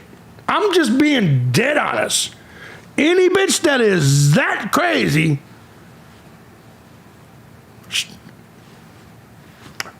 if you get a night, if you find her at the bar, go, take it. Kathy sent $1 for her. She said, "I'm not. Oh, you clearly are crazy. Make no mistake about it. All crazy people say they're not crazy. Well, if you add up the 666 plus the yeah, whatever." Whatever. You're not crazy then. Kathy sent $1 board, said for the snack cakers. FYI, guys, who wax the brows, suck more cock than fat snack. Thank you. Y'all wild. Oh, I'm back shit crazy. I'm good with it. Yeah, ain't nothing wrong with that. See, I let the chicks get away with it. Chicks can get away with being... Look, man. That's why I don't block chicks in here for being crazy. Those are the ones that I... 706-970-8743. Though 970... No, I know, no. Yeah, no. How do I forget my own shit? 907. God, Jesus Christ. What the fuck is wrong with me? What the fuck is wrong with me? Let me write it down. 970. 907. No, 97. What the fuck just happened? What has just happened to my fucking brain? Y'all have had the same number for fucking 10 years. 70. Oh my God. Oh, we're not. Oh, 706 970 8743. Yeah, let me. I was like, what the fuck is happening? Thank you, brother. Thank you. Son of a bitch. The crazy pussy chick, she came with something so crazy, it done made me crazy. I couldn't even do my own math. Think about that crazy pussy, yes. All right. I don't know what the fuck happened there. Anyways, I lost my damn mind. It said the witchery is working on it. Yeah, I was like, how the fuck I forget my own damn number? And I've been shilling that number out for fucking a decade. Oh, man.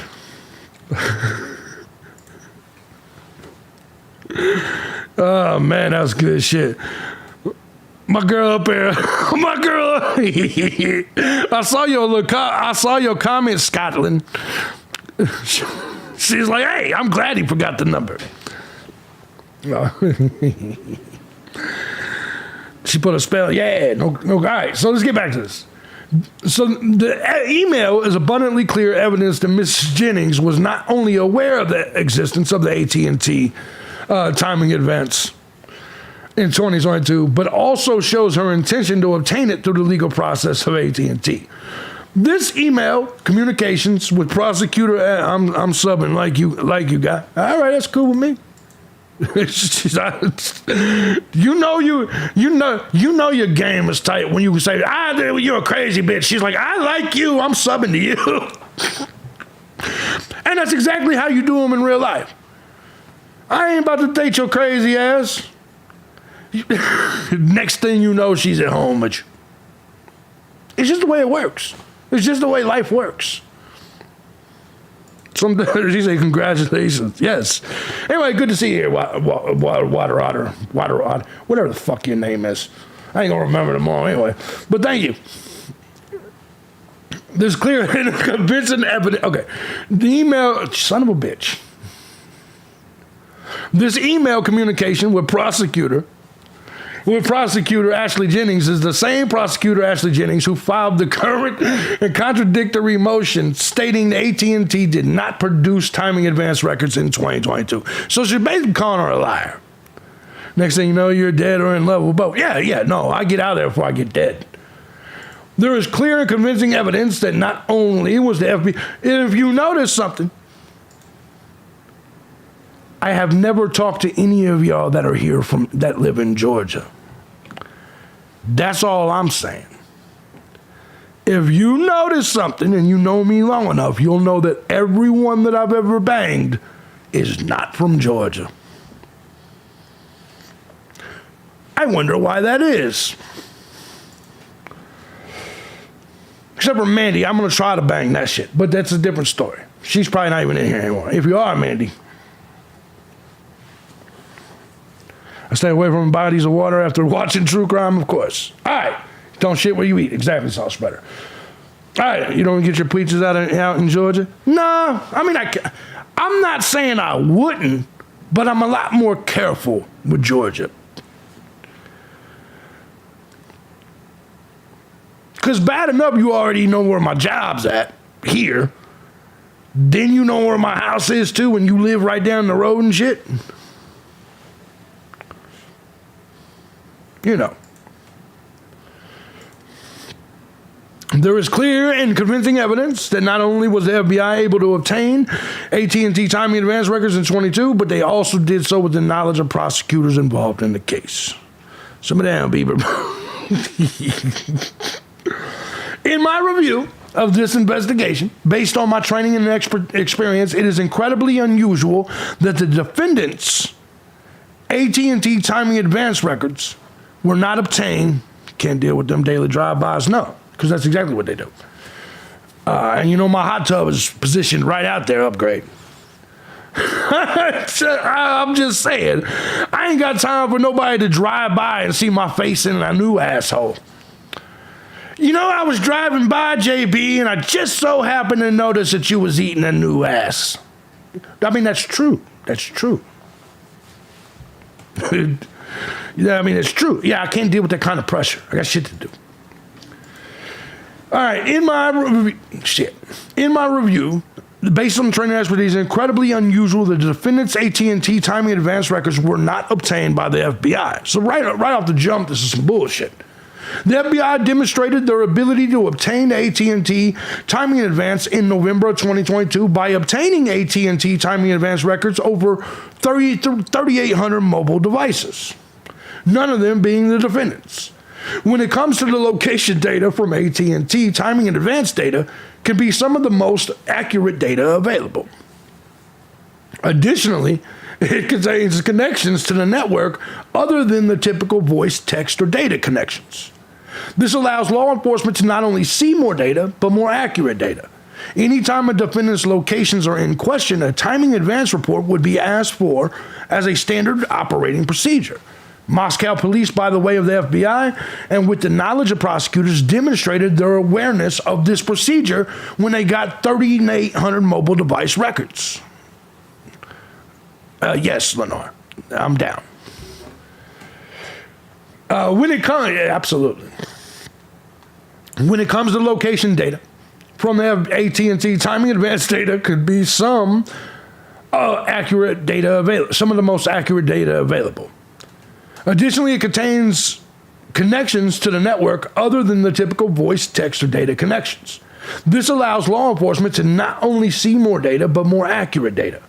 Anytime a defendant's locations are in question, a timing advance report would be asked for as a standard operating procedure. So, I mean, they pretty much have already shown that they can get it because they got 3,800. Additionally, on December 23rd, 2022, the FBI sent a communication directly to AT&T specifically detailing the request for the defendant's AT&T timing advance records. There's no reason to believe that AT&T did not respond to this request. That's exactly right. It is in my expert opinion. So December 23rd, 2022, the FBI sent a request to AT&T asking for Brian Kohlberger's advanced timing data. And they're saying they didn't get it. So AT&T, despite giving them records on 3,800 people, they said, yeah, but not Kohlberger. Yeah, go fuck yourself, FBI. Go fuck yourself, FBI. Yeah, right. Come on. In my expert opinion, AT&T timing data. Yeah, exactly. AT&T's like, FBI, nah, we're good. In my expert opinion, AT&T timing and advanced data did exist for the defendant's AT&T mobile device in 2022, and it was requested from AT&T by the investigators involved in this case. The investigators previously demonstrated their ability to obtain AT&T timing advanced data in 2022. Well, here's the truth. It's going to be there anyway. This is bullshit. Because aren't they the ones saying that Kohlberger left Pullman, Washington, and was so clearly by their own claims, Kohlberger was out and about. So there's no reason, even if he turned the phone off, you should have some data from something. That advanced timing data should be there. Even if it doesn't give you details that could help your case. It should be there, period. They're the ones that said Kohlberger left his fucking house at blah, blah, blah time. Kohlberger arrived back at, what was it, 4:50 or 4, whatever the fuck it was. I don't remember. They're the ones that said Kohlberger's phone tracked this, then he turned it off and then went back. So there should at least be advanced timing data for that other shit you're talking about. It's not that hard, really. It is my expert opinion, in conclusion, after reviewing all the evidence that has been disclosed by the state, that A, AT&T timing advanced data was available on the defendant's phone in 2022. B, there's overwhelming evidence showing the state obtaining and using the AT&T timing advanced data on over 3,800 phones. See, there is doubt the author of this current motion. There is no doubt the author of this current motion, Prosecutor Ashley Jennings, knew or should have known. AT&T timing data did exist in 2022. She was directly involved in the legal process of obtaining it and was aware of work product created from it to further the investigation. The current motion is a deliberate misrepresentation to the court to further conceal false statements used to obtain probable cause against the defendant and conceal exculpatory evidence from discovery. And that is actually the important part of this entire document. We talked about the Brady and Giglio, or how the fuck you pronounce that shit. We've talked about police prosecutorial misconduct, investigative misconduct. Whether Brian Kohlberger did or did not do this is not what's at question right now. What is at question right now? When they went against their own policy and went and did whatever they had to do to obtain DNA. They already have shown that. There's already been, Jennings is cooked too. Yeah, there's already been misstatements in the past. Now we got this. This is all whether Kohlberger did it or didn't do it does not matter. Why is the officials and law enforcement covering shit up? That's what makes people create snack cake theories. It's legitimately what makes people lose their fucking mind. It is the clear corruption. Brent Kopaka, also BK was...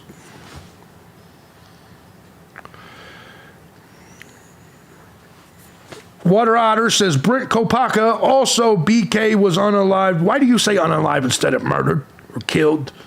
Anyway, whatever. Christ drives me crazy on a daily basis. Yeah, the point here is that ultimately, guilty or not, I'm an American citizen. I don't like corruption with my police department. I don't like corruption. Exactly. I don't like corruption with the courts, with the prosecution. I don't like corruption with any of this. Prosecution does have some explaining to do. Fuck Brian Kohlberger. This isn't about Brian Kohlberger right now. This is about the fact that, to me, I would rather see the killer walk free than to see a corrupt government that could do the same corruption against any of us. That is my point. when it comes to this shit that we see right here. Okay, number 2, I'm prepared to provide witness testimony and relevant exhibits that support all of my opinions contained in this affidavit. It is my belief that this evidence is beyond clear and convincing and will be supported by any competent expert in this field who reviews all the data. This is not a battle of experts. The evidence supporting the opinions in this affidavit is overwhelming. Right, Claire? In my nearly 30 years of working with and for prosecutors all over the United States, I never witnessed such a deliberate attempt by prosecutors to mislead the court on evidence in such plain sight. Anyone making such a claim would have to believe the court is incapable of reviewing physical evidence in possession of the state of defense. It rises to a level beyond a simple miscommunication or oversight and is clear and intentional misrepresentation in the hopes to conceal a much larger issue.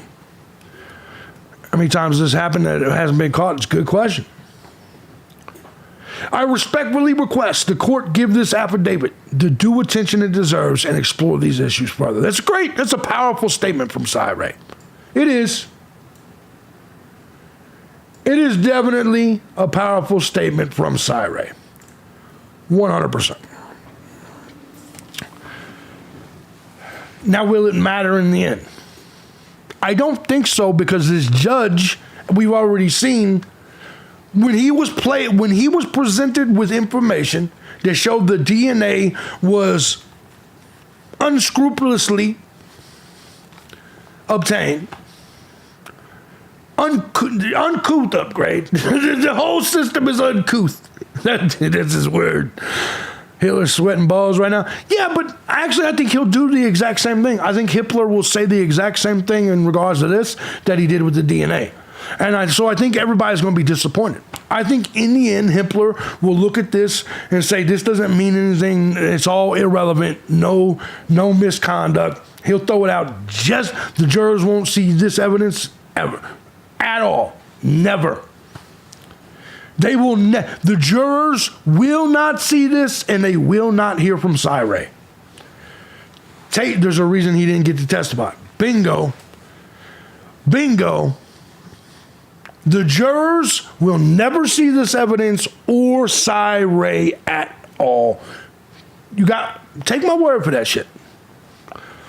Exon is a segment of DNA or RNA molecule containing information coding for protein. BK got exon rated by a mouse swab. Okay. That sounds awesome and complicated.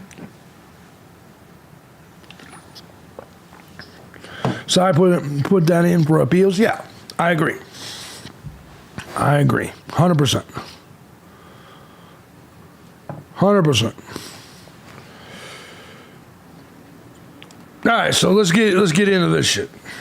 So my final statement in regards to that particular topic is that I don't think that Cryme. Let me give a shout out to Gobbles, who just sent a 50 bomb on you. Thank you so much, Gobbles. If you're still out, what's up, Tim? Good morning, Gobbles. Gobbles always, she don't even get in. She doesn't wait till she gets in here and eats the meal. Gobbles walks in the restaurant dropping a 50 on the counter. Like, now feed me. Gobbles, thank you. Thank you so much. Thank you so much. Inept with no malice, Hitler again? Yeah, no, and I think that's exactly what they're going to try to do. Thank you so much, Gobbles. I think that's exactly what they're going to try to do. As they're going to say no malice, no none of this. It's not relevant. I always make sure to tip. That's good shit. I'm gonna tear that ass up someday. Thank you so much. I just don't understand why this can't go to the Supreme Court. I mean, it can. It can go to Supreme. You got to realize, in order for something to go to the Supreme Court,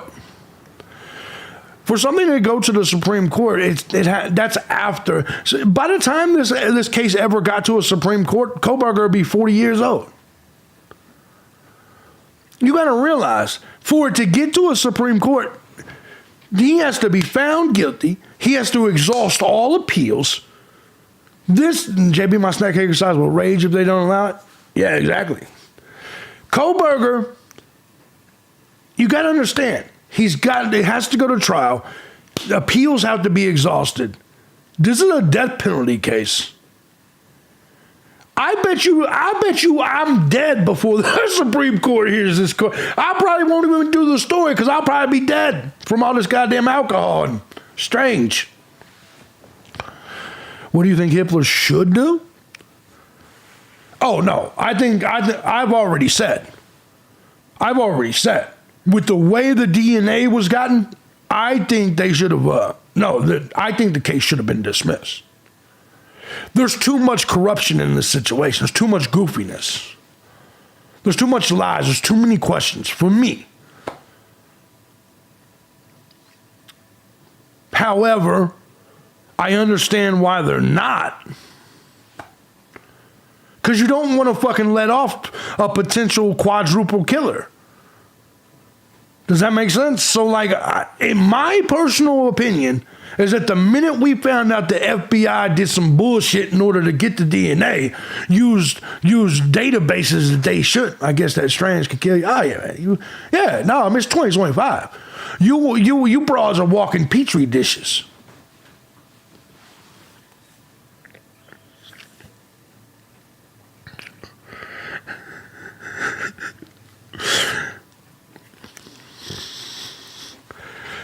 What was I saying? Anyway, so no, I think that he should. I knew you'd come in here. This case will ruin him, even if he's found not guilty. I agree.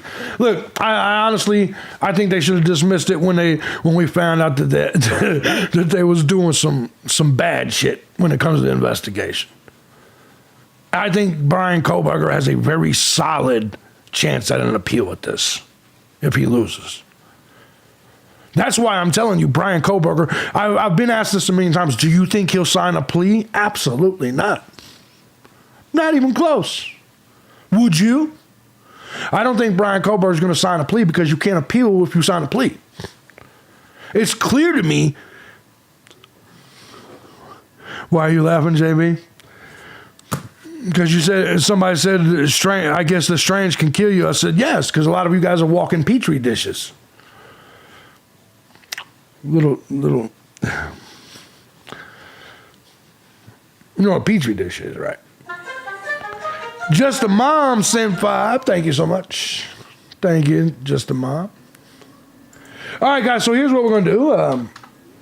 Oh, shit. He hasn't done it yet, likely won't do it. Yeah, he's not going to sign a plea. It's absolutely not. Even if he did it and he thinks he's going to get found guilty, he's not going to sign a plea. Thank you, Just a Mom. Thank you so much. Yeah, I don't think under any... Look, man.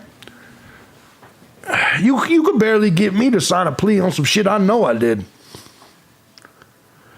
Would that make you the sheep agar? Would that make you the sheep agar? I don't even know what the sheep agar is. Is that some sort of anime weird word? He said yuck. I don't know what that means. And Ann Taylor didn't get discovery in timely fashion. Yeah. I don't. Signing a plea bargain for murder of 4 people is it's the dumbest. You take that chance. You take the chances with the court system. Yeah, are you going to stream the hearing, JB? Absolutely. All right, guys, go get yourself something to drink. I'm gonna be right back. I'm gonna go smoke real quick, and when I come back in here, we're gonna jump into this crime circus thing. I'm gonna go. Hey, you know what, though? So here, he is saying the bacteria would grow on you. That's exactly what I was saying. That's exactly what I'm saying. All right, guys, I'll be right back. Hold on, man. Gather round with your theory so wild, talking like detectives with hearts beguiled. Oreos in hand, crumbs on your shirt, hunting for clues but solving dessert. Oh,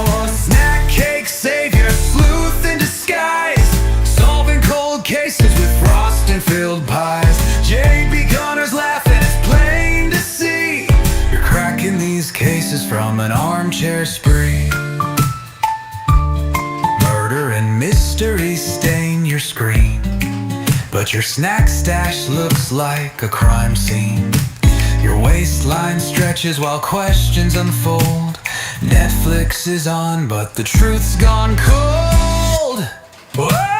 Snack cake savior, sleuth in disguise, solving cold cases with frosting-filled pies. Jamie Gunner's laughing, it's plain to see. You're cracking these cases from an armchair spree.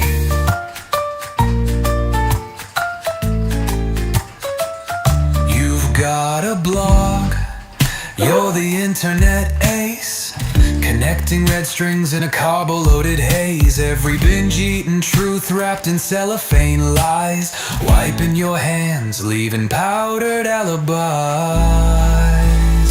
Oh, snack cake savior, sleuth in disguise, solving cold cases with frosting-filled pies. J.B. Gunner's laughing, it's plain to see. You're cracking these cases from an armchair spree.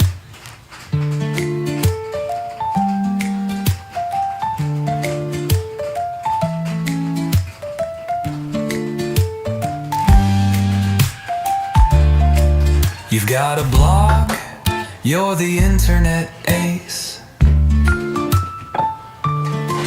connecting red strings in a carbo-loaded haze. All right, guys, we're gonna jump into this. Every binge-eaten truth wrapped Crime in Circus in a cellophane second. lies, wiping your hands, leaving powdered alibis. Ooh, snack cake savior, sleuth in disguise, solving cold cases with frosting-filled pies. J.B. Gunner's laughing, it's plain to see. You're cracking these cases from an armchair spree. All right, ladies and gentlemen, thank you so much. We are back on the show. I appreciate you guys for joining me here today. We just got done talking about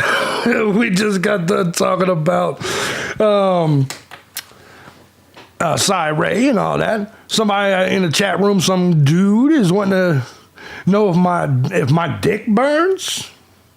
Ask your mama. That's up there with shit. Ask your mama. Shout out to this guy who was singing. That was great. Yeah, it's a good song. Good song. Good song. Awesome, JB. So true. Justice for that. Maybe.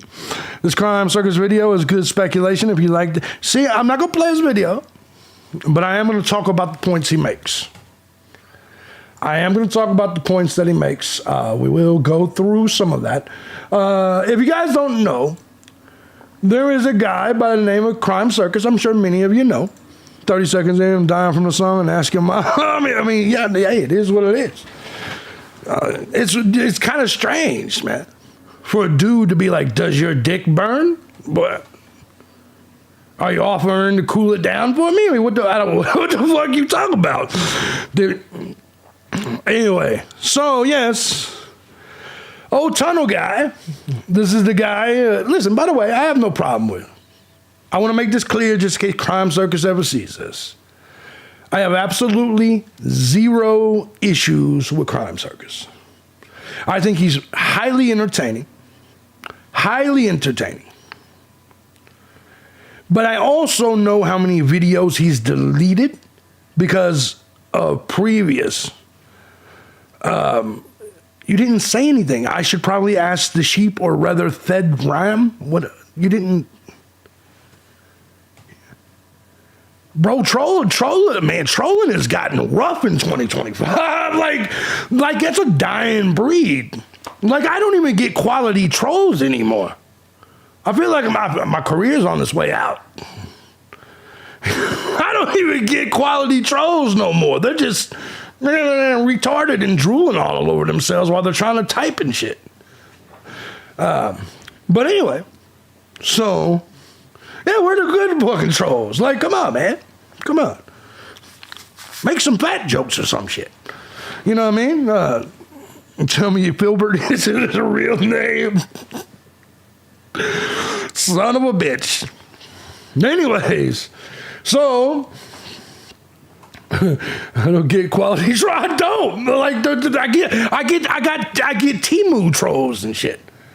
You know what I mean? Like, how the fuck? I just don't get them. Everybody else gets the good ones. Harsh, you over there getting the good goddamn trolls, and I gotta get these off-brand trolls. I gotta get the great value trolls. Fuck that shit. I want some good trolls, goddammit. You know what I'm saying? Give me some good shit. So anyway, Cryme Circus, quality entertainment. But I've seen him delete several videos over time. I don't even know. He gets amateur trolls, yes. Oh, man. The Wish trolls, yeah. He said, we delete Horses trolls, yeah. Well, I wait till they get all in it. I mean, you gotta, my thing is, as long as my trolls just attack me, I'm fine with it. If my trolls attack the audience, I delete them. You know what I mean? Because y'all shouldn't have to deal with trolls being in there, fucking with you. I delete them when they fuck with, I don't delete them when they fuck with me. I delete them when they fuck with you. It's just, I gotta protect my people. You know, that type of shit. So anyway, I also can tell you that Cryme Circus has deleted several theory videos because when the theories don't pan out, you got to create a new theory, right? Because Cy says it. Oh, wow, it's true. Because Cy says what? This coming from a bunch of dudes sitting in Miles' basement playing Ookie Cookie.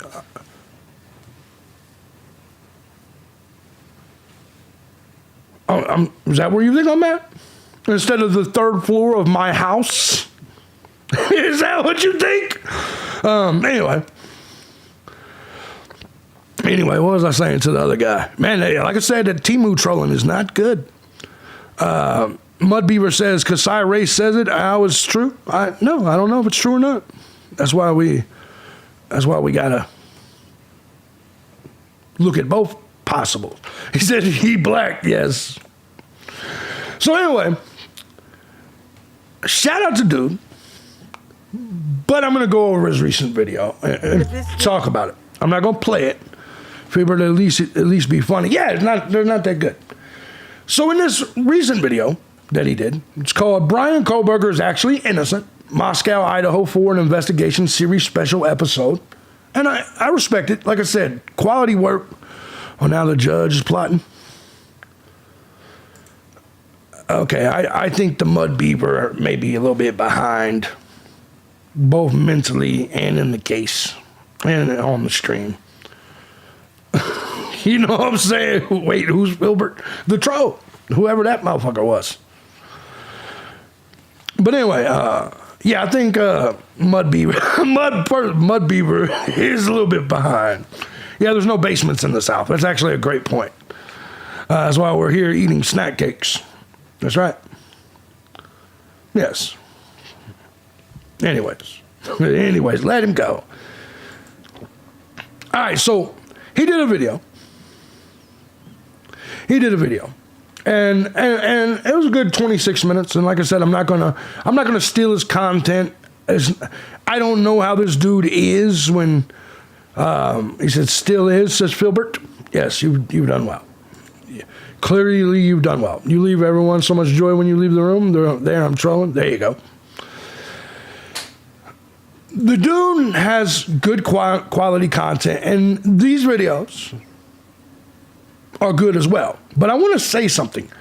In his videos, he initially always gives you a statement in the beginning. He says it's not facts, that ultimately it is someone else's fantasy.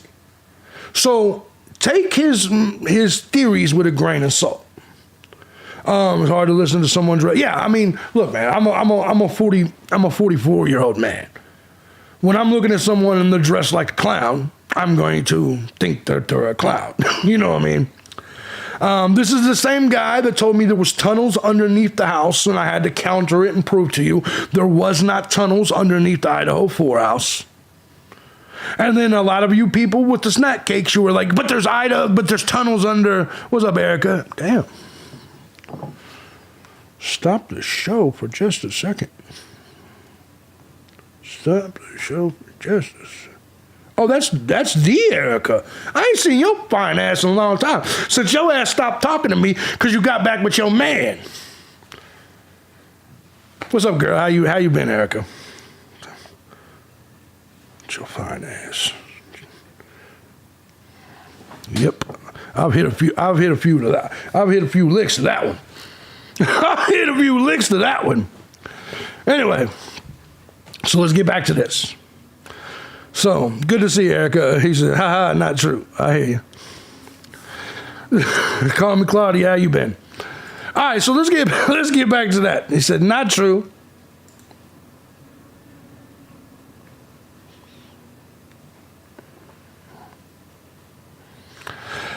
Anyways, good to see you. I bet my number's not still in your phone, is it? Now, anyway, it's good to see you, though. You're still looking good as ever. All right, back to this. This is the same guy that said there was tunnels underneath the Idaho 4 house. There's not. There is tunnels underneath Moscow, Idaho, but not under the Idaho 4 house. There is no entry into the Idaho 4 house from any tunnels. When I started questioning some of the things that he said was when the theory came that the dean itself, or whatever the guy is that runs the college, snuck in through the tunnels and did the shit to the Idaho 4. Yes, exactly. Tunnels are not unusual under campuses built. Yeah, exactly. It is irrelevant to this case, 100%. So when you're telling me, and then I got other people saying that Dave Bautista and the white supremacists and everybody crawled through these tunnels and shit with the Teenage Mutant Ninja Turtles, came up through with the fat ass dean of the college, and they were all together, Ninja Turtle song playing in the background and shit, and they just went in there and started hacking and slashing. I have to ask myself, well, what am I listening to? This is, you got to understand, there have been several theories from this channel.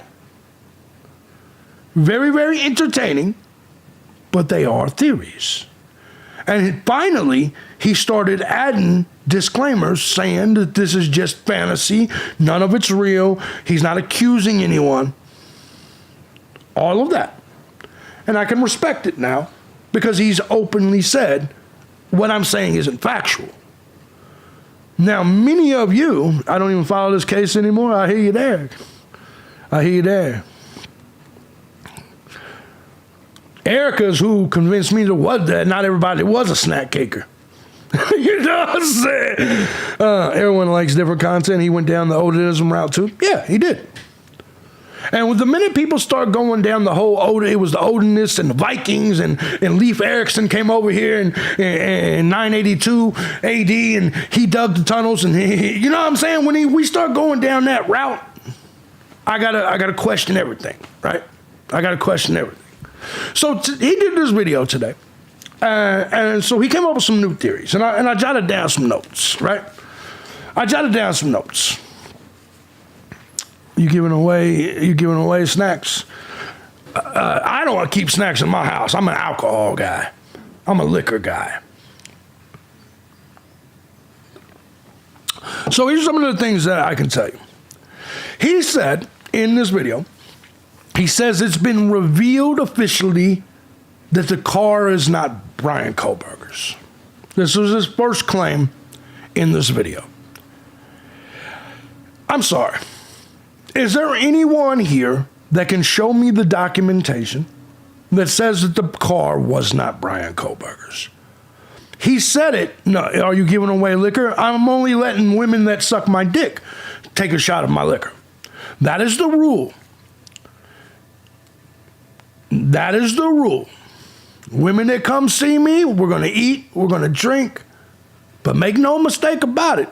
You ain't about to pull that bullshit with me, blue balls me. Go on back to wherever the fuck you're at. Nope. He can be entertaining with how far down the rabbit hole he goes. Yeah, agreed. Is he blaming Ninja Turtles and vanilla? Yeah, exactly. So, I want to make this clear. He is saying that it's been revealed that the car isn't Brian Kohlberger's. That's not true at all. Okay? Now, he goes here and he says that this proves that the car is not Brian Kohlberger's. Exactly, Upgrade. I see you. Let me ask you. Is there any? But she got to go down south. Oh, yeah. I'm not. Are you talking about sexually, or are you talking about in terms of location? Yeah. No, Alicia. No, let me take a look at you. No, I'm not coming to Brooklyn or the Bronx or wherever the fuck you're at. Yeah, yeah. You have to come down south, and that may not be the best place for you necessarily. But yes, yeah. I'm not coming, not going anywhere. I'm staying in the mountains. Anyway, location of Ethan Sigma Shy verbal sparring partner David Loach. Yeah, we've talked about that. So there's a belief. He says that this proves that the car is not Brian Kohlberger's. I have to ask you, how does this prove this? He says that he can see a sunroof. Let me ask you a question. Is he seeing? Is there something I'm missing here? I'm looking at the same photos he's looking at, that you're looking at.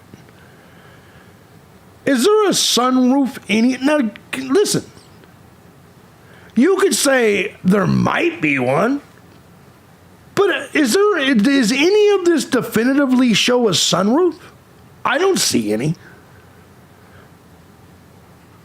And this is the problem with cases like this, is that so many people just make up some shit and say, if you look real hard at the third pixel on the bottom row and you turn the picture sideways, you might be able to see the face of Satan underneath the car. He's laughing at us because we believe that Kohlberger did it.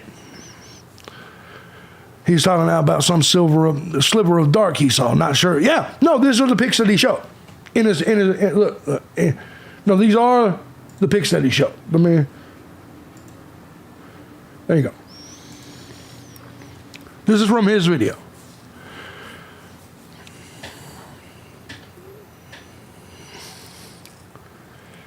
He believes that this little piece of darkness right here is a sunroof. Is it possible? Maybe. But to definitive, if you squint real hard, yes.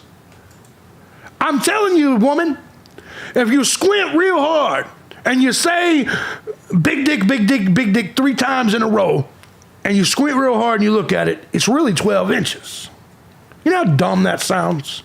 That's what we're seeing here. It's a crap photo. He's talking about that dark spot. Yeah. It's amazing. It might be, but this whole, well, if you just squint real hard, man, that's a sunroof. I can see it. Stop it, Upgrade. It can be a sunroof. And yes, if that is a sunroof, it proves that it's not Brian Kohlberger's. I agree. But I don't see it. I don't see it. If we go back and we look at the pics, my question is where the fuck did he get this shit? We're talking about, it's a submarine. Yes. If we go right here, the picture that he's looking at is this one. He is, let me see if I can do the same thing. If it was a sunroof, it would be a whole rectangular, it's dark. Yeah. So let me do this. Let me see if I can do this. Let me try to work my magic a little bit. Let's see, let me pull this up. Give me a second. So why don't we do it this way? And now flip it. Hold on. Got to do some magic here.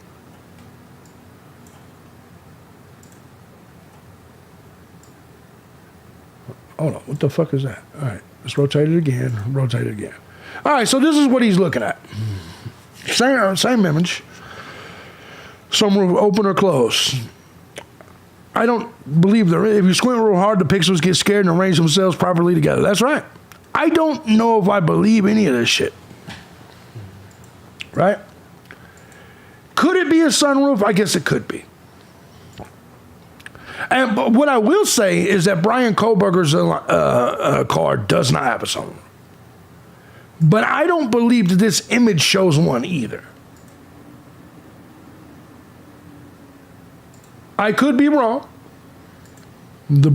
But his words are that it's been proven and revealed that the car isn't Brian Kohlberger's. I don't believe that to be the case.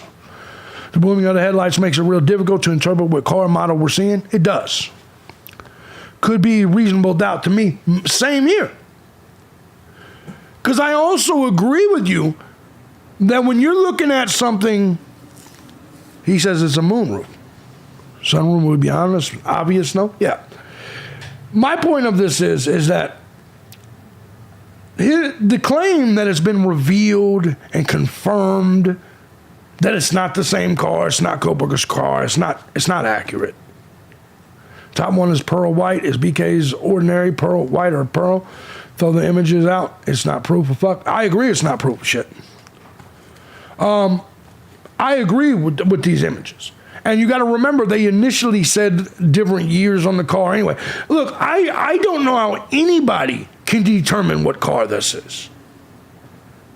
If this is all the images they got, I don't understand how anybody can determine the cars through this shit. Now, they may have more.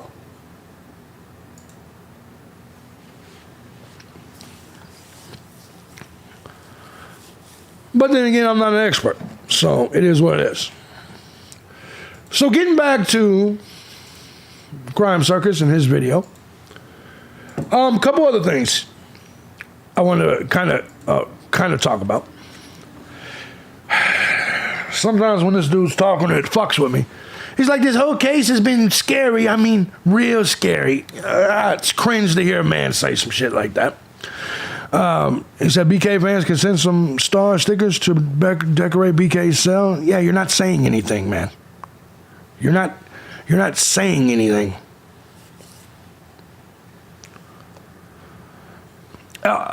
Is that what you think people that just don't automatically assume he's guilty is?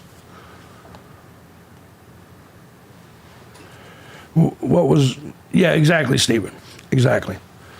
No expert can turn off the headlights in that pic and see a front plate. Exactly.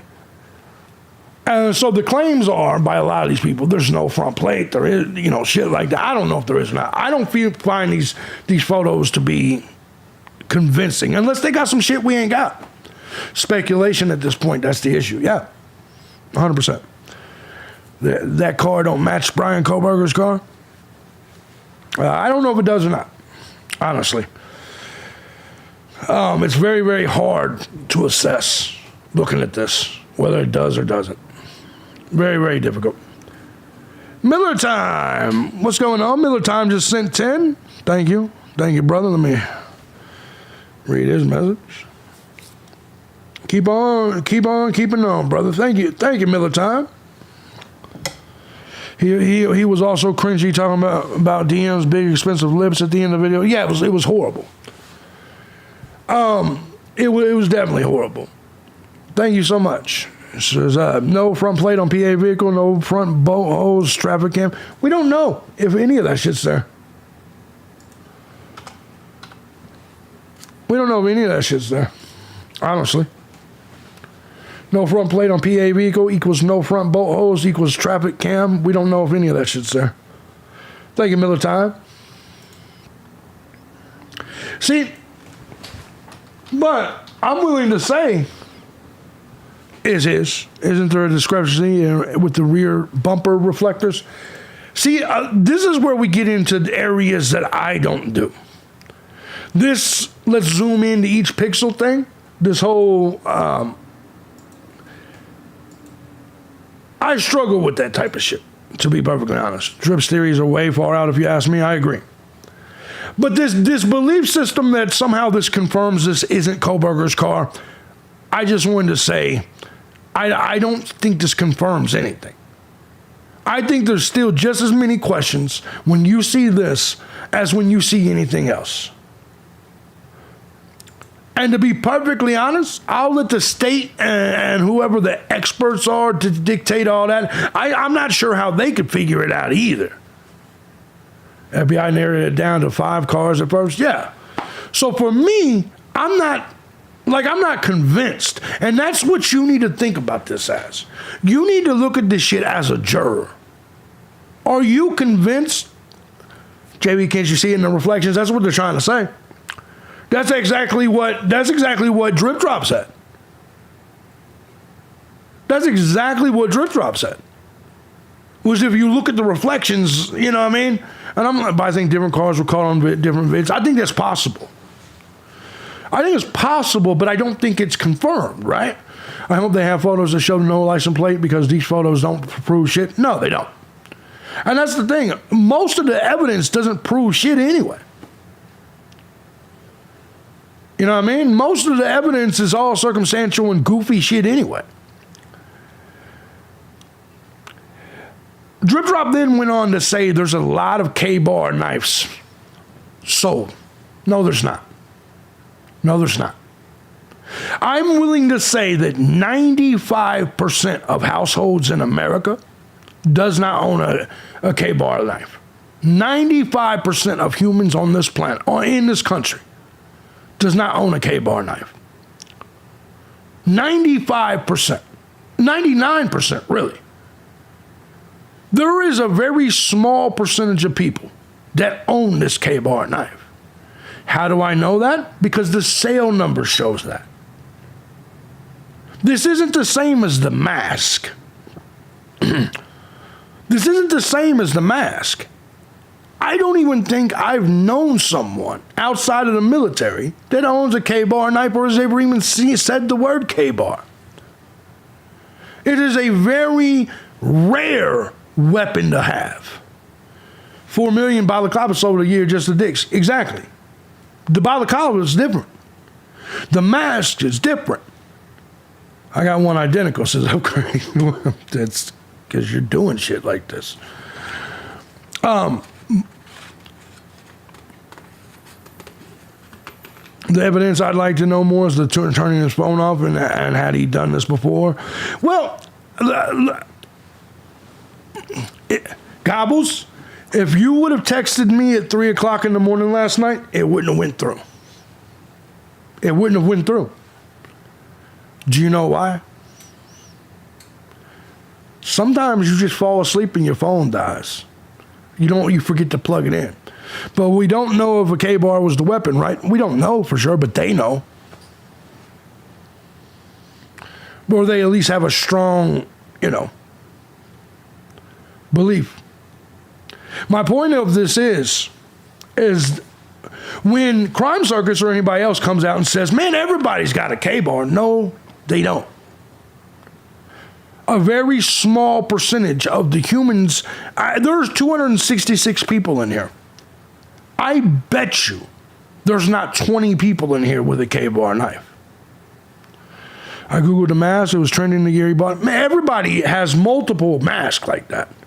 A balaclava in the Appalachians in Pennsylvania is a very normal thing.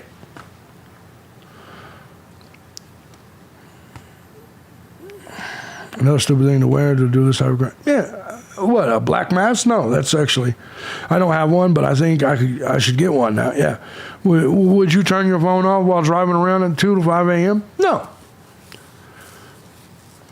But it might have died. Isn't the only use for K-bars killing and stabbing? No. I mean, it's meant for that for the most part. I have a 44 mag, yeah. Exactly. I have 2. Yeah, some people have them. So, Shelly says she has one. Ted says, I own a K-bar, but it's from the Fort Tyrone protection. Thank you, Ted. Thank you, brother. He said, I'm from Texas.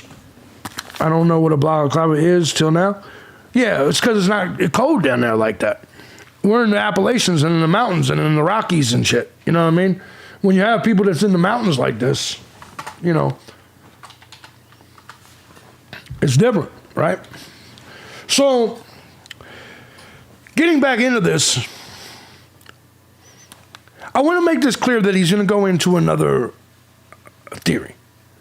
Now, I want you to understand, this is a person that thought it was Jack Showalter. Then he thought it was Jack, the boyfriend. Then he thought it was the dean of students. Now, why am I saying this? People have asked about Enan Harsh. I want you to understand, there's a reason he had to change his content to saying this is not factual, this is just one person's fantasy, may not be my fantasy, may not be your fantasy. And it's because I live in the Canadian Rocky Mountains and I don't own either. There you go. But you also may not do shit outdoors. He's blaming, I think, like 8 different people. That's the point. That is the point. Is that you have to take this kind of shit with a grain of salt. And I'm saying this leading into the new theory, okay? Because there's probably going to be many people that talk about this theory, as I've already seen people in the comments section mention earlier, and I said you got to wait. So my thing is this. They allow knives in Canada? Good question. My theory, my entire point is this. If you went through the entire roster of potential suspects and said you think it's any of them, there's some people that blame Steve Gonsalves, the cartel. At some point, if you blame everybody, a lot of posts in the Facebook group now based on this video, yeah. If you just say it's everybody, then at the end, if you've deleted all the videos, you get to say, I was right the whole time. The whole white race, yes. And so I say these because we're going to get into the new theory. Now, I do want to say that if you watch his video, when he gets to talking about the mask, he actually is right. When he talks about November of 2022, or actually January of 2022, March, or whatever it was, when Kohlberger bought the mask, the balaclava, it is a very common item. It was a code. So I want to say that Crime Circus is right. When he talks about the mask, he talks about the code, he talks about COVID. I think he's a complete faggot for spelling out the word code, COVID, just like I think people are faggots when they say unalived, or I think they're faggots when they say essayed instead of raped. If you can't say COVID-19, if you can't say murdered, if you can't say raped, if you can't say whatever, then I think you're too much of a pussy to run a YouTube channel. I'm just being honest. But hey, that's not my problem. But he is spot on about the fact that everybody in January, particularly in that region, had a mask of some sort. Yeah, his video is giving lots to talk about now. He does show things that would make you think, but damn, he's done this 8 other times. Yeah, I mean, it's easy to create and concoct a story for each new potential suspect. Is COVID-19 a sensitive word now? No, we were getting banned for it back in the day, but not for saying COVID. We were getting banned for being anti-vax. You could say COVID, you could say murder, you could say rape, you could say pussy, you could say faggot, you could say asshole, you could say all of those things. It's so weird when I see people fucking censor it. And they will find anything and everything to prosecute someone if it fits their narrative. Yeah. So his new theory. Those are very trying times, yeah. So his new theory is that it is Papa Roger that murdered the IDAHO 4. His new theory is that now you get to see what I'm about to get into. Imagine connecting all your theories and said to the same person.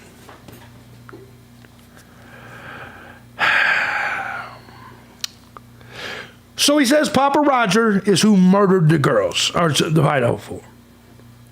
He says Papa Roger is actually the door dasher, door slasher as he says,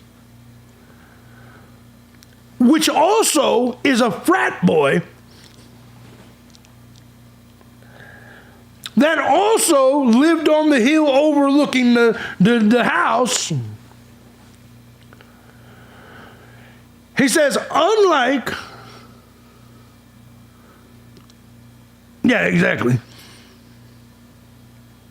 He said that was the case. That was the case, yes. Yes, absolutely. So anyway, let's get back to this. So Papa Roger was a door dasher, lived on the hill overlooking the girls, and was one of the frat boys. Everybody else doesn't understand the reason he hasn't been on the internet is because he investigates in real life. But at the same time says he's scared and it's scary and he's in danger. But he goes and investigates the things in real life. Papa Roger's now the door dasher to have me. Yeah, no, that's what they're saying now, right? Also, every case isn't corrupt. Sorry that happened to you. Yeah. So, I'm listening to all this. But he doesn't reveal the name of the killer. He's saving that for another video. Let me ask you a question. Any of us YouTubers that said names like Demetrius or anybody, why when you finally crack the case, you finally figure out who's the killer? He's actually picked the room, the weapon, and the killer. I'll get to that here in just a second. Why, after all this time, would you not tell us the name of the killer? We're going to get you free Brian Kohlberger, then why don't you tell us the world the name of the... Oh, if we subscribe on Patreon and fund the rest of the series, he knows what to say to get his money wrong. Yeah. So he has the ability and opportunity right now to tell the world who murdered the Idaho 4 with an axe, which we'll get to in a minute.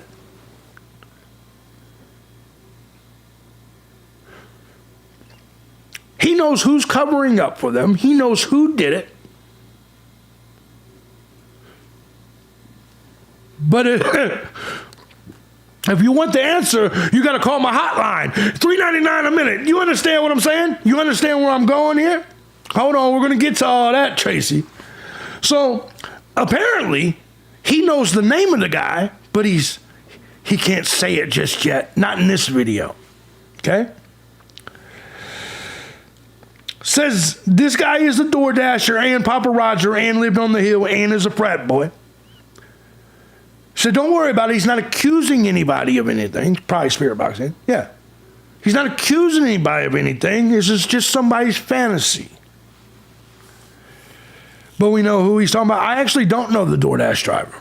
Actually. But people can know.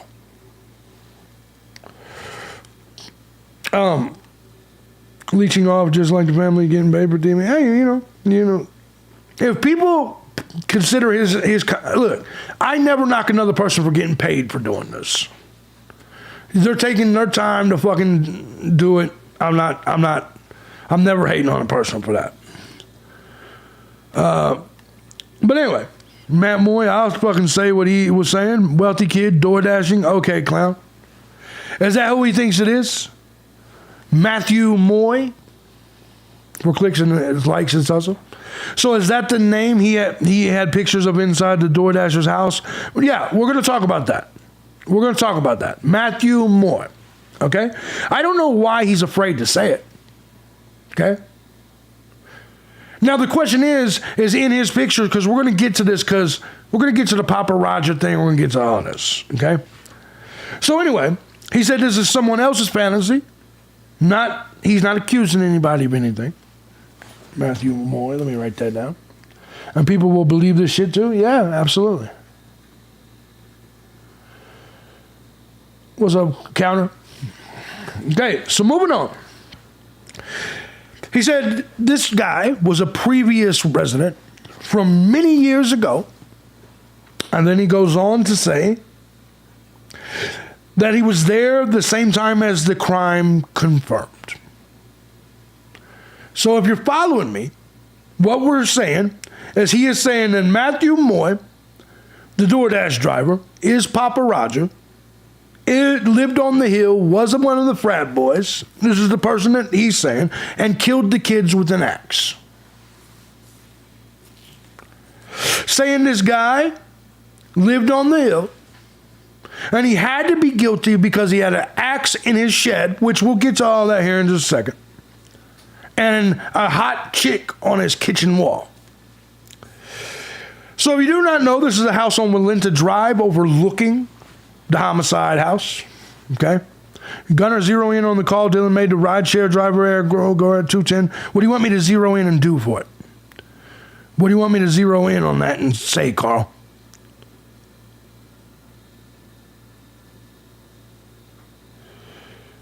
The rideshare driver. Okay, Carl. What's up, Sleuthy? How you doing, beautiful? Carl says Gunner zero in on that call Dylan made to rideshare driver Eric Goer at 2:10 a.m. In my book of confirmation, KG and Maddie was in the house at the homicides began. So let me get this straight. Good to see you, Sleuthy. You think that Dylan contacted the rideshare person to confirm to the rideshare person that they was in the house? The rideshare person, the person that dropped them off at the house. Dion texted EG to see if he was still driving. Yeah. You told me to zoom in on it, hone in on it. Okay. She contacted the rideshare driver. The same rideshare driver that was bringing her friend home. What do you want me to zoom in on that for? Like, what is the question? But anyway, yes. So we'll get to that. So Walinta Drive, not a female. You guys have talked about Matthew Moy.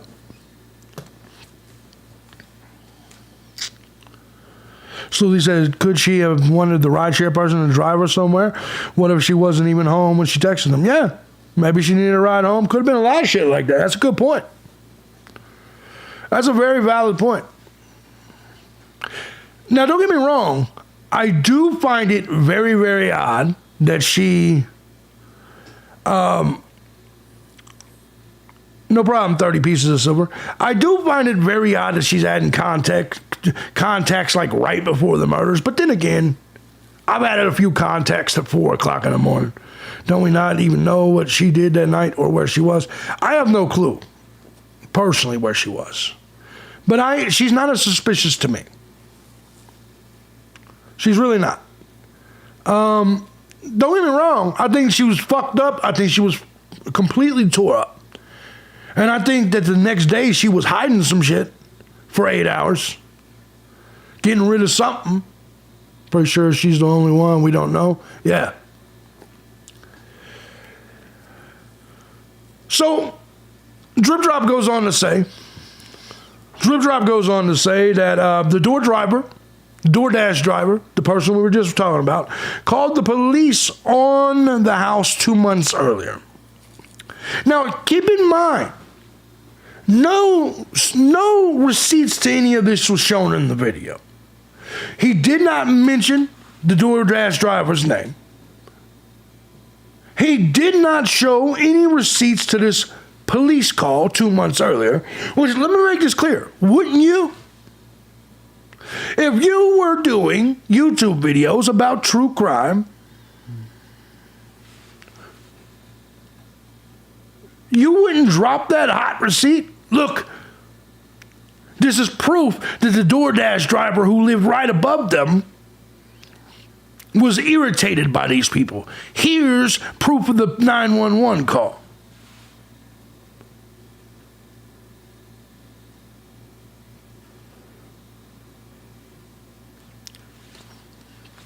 I think the girls had odd behavior, but I don't believe they had anything to do with murders. Yeah, no, I don't think so either. And once again, I'm saying this as someone that respects and appreciates his work. I think he's very entertaining. But I also am a person that likes to provide truth and logic on my channel. Always have. He said that the girls, somebody in the house, what did he say? That they walked the dogs with him? Where the fuck did that info come from?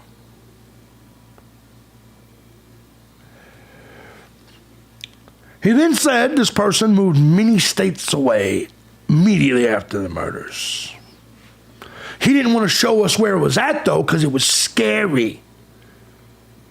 He was scary. And then he claims they even watched him as he spelled it out, S-E-X. Yes. They watched him have S-E-X. He watched them have... Stop the bullshit. It's so fucking weird.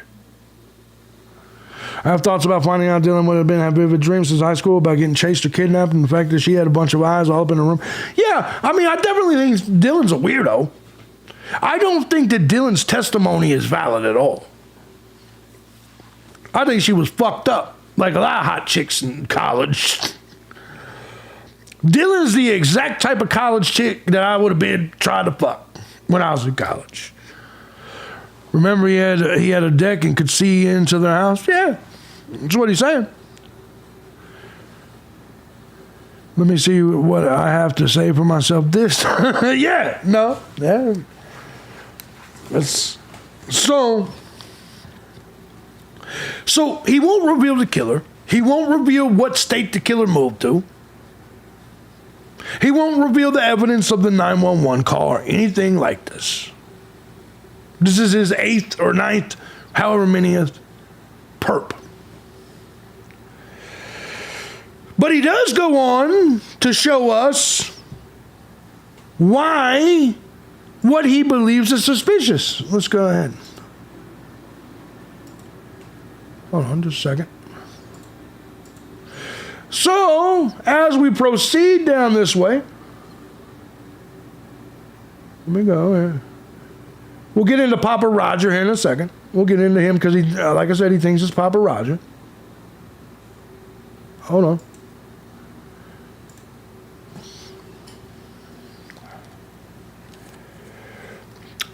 This is an alarming red flag, ladies and gentlemen. You may want to keep the kids out of the room because this is an alarming red flag.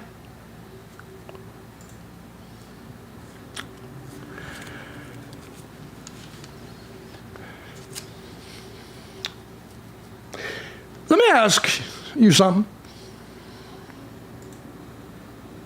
When would you get footage of inside someone's house? I assume this is just like Google Earth or some shit.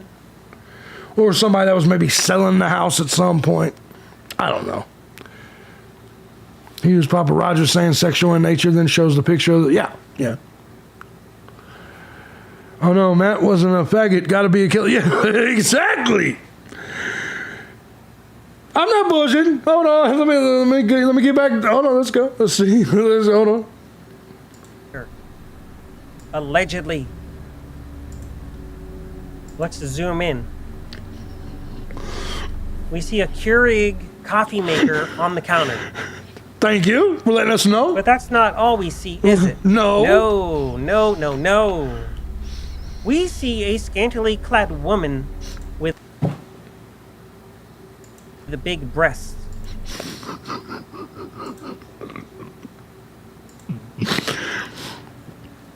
I'm alarmed. What's up, A.R. Hayes? What's good with you, brother? I'm alarmed.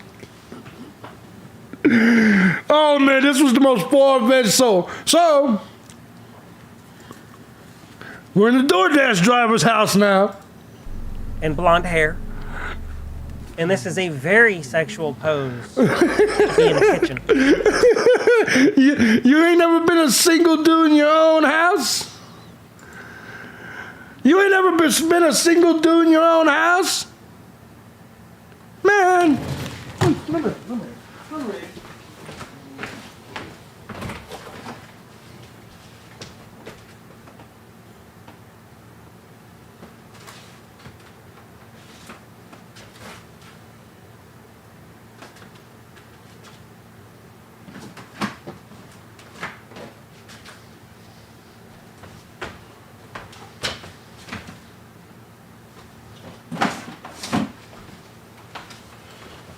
Damn it. Well, I was about to show you some motherfuckers been moving some shit. I was about to show you some shit that was about to fuck your whole brain up. But anyway, it's all dark over there and I ain't got time to search. Man, I got whole assholes like just laying around my shit. Lieutenant Rapid phone calls, KG, Major Jack. How many years we gotta do this, Carl? How many years do we gotta do this? When I saw that yesterday, I was thinking, bet JB had more than a few pictures like that. Yeah, of course. It's a fucking calendar, of course. I can't believe we're still doing this. What about all the calls she made to her boyfriend? Well, she wanted some dick. I can't believe we got to do this every goddamn stream. That means something was going on. No, it means she wanted some dick. She was drunk. That's what it meant. But anyway. Exactly. So this is a red flag for the door. That's alarming. Oh, it's alarming. And that may look kind of like a victim. Oh, we're going that far.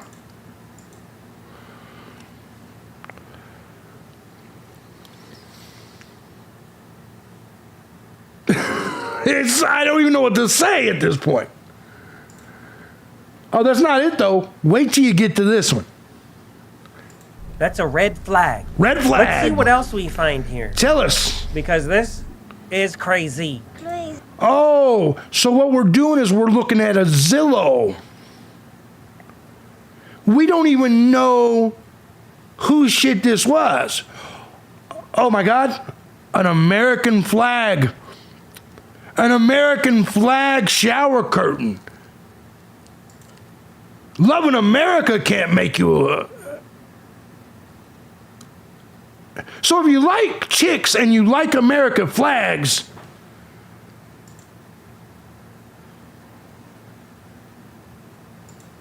Right here we see the American flag. How would you feel knowing the person that showered in that shower very likely owned a K-bar knife?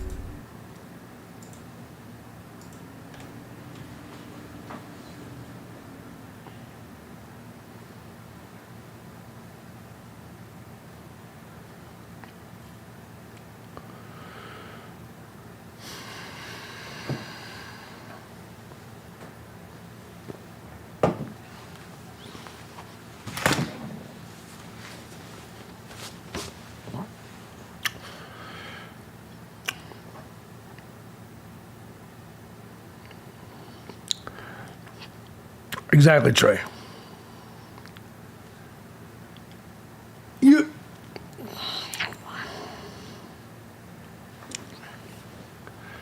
see where we're going. That's it. He did it. The damn flag says he's a white supreme. Exactly. You understand where we're at, right? So there's a reason I'm showing you guys. I'm just like, look, man, he can do what he does. But but he's full of fucking shit. Can we just accept this? And it wasn't Brian Koberger. I'm serious. I know you. Clearly, you're serious. Clearly, we can see the seriousness in you. Oh, man. So, hot chick in the kitchen, alarming red flag. American flag shower curtain, red flag. You guys, I'd like to know which website he got these off of, but would you like to know more? Would you like to know more? You can see he had a creepy little shed in the backyard. Let's enter this shed and look for clues. Yes. We're investigating Let's this look together. for I couldn't do it clues. alone. I'm so thankful for you. Let's go inside of this shed. Of course. It's a cluttered shed. At first glance, you may not see anything suspicious. But let's zoom in to shit that you normally see in a shed. It's almost unbelievable. zoom in a little and see if anything at all catches our eye. Leave a comment down below if anything at all in this picture raises a bushy eyebrow for you. Oh, of course. I see a big, scary-looking axe. A big, scary-looking axe. A big, scary-looking axe, this motherfucker said. Like...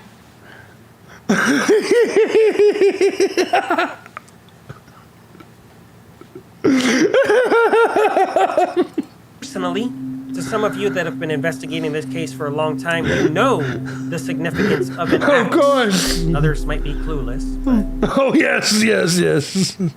we've been told one of the victim's injuries were much worse. Oh, yeah, no, I'm done with that portion. Now, he says that Xana was not on TikTok at 3:16. Now, I want you guys to pay attention. Okay? Let me show you guys something. Let's go to 2044. Hold on. He says, like, Okay. Now I've got a question for you. This says Xana was not on TikTok. And then it shows a time of 3:16 p.m. or a.m. Pacific Standard Time. So I got to looking and I said to myself, okay, why is it saying this? And I got to looking at the times in November there. It would have been a standard time, all of the different shit. But then I said, where have I seen this before? This exact document. This exact information. And so I said, I remember, because I covered this document. And so I went back to check it out. We're going to scroll down until we get to TikTok. This is going to fuck y'all up. This is going to fuck y'all up. This is going to fuck y'all up. Right here.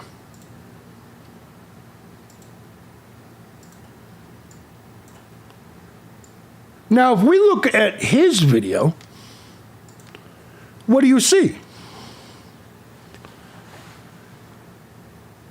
For some reason, we can't see the number next to it, but I know what that number is. The number next to it should read 43. TikTok user records for Xana Kernodle. That's in the actual documents right here. Now I'm showing you this because when I look at his video, those are two different things. They say two different things.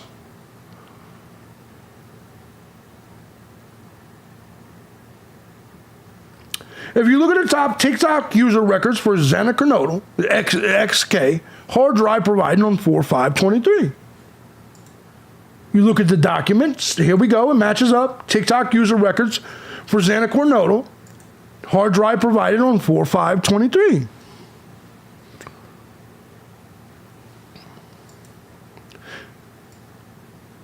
Show me where in here we saw any time.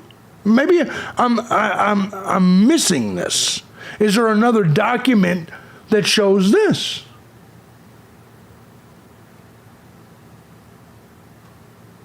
Because on the current document where it talks about evidence, it's not there.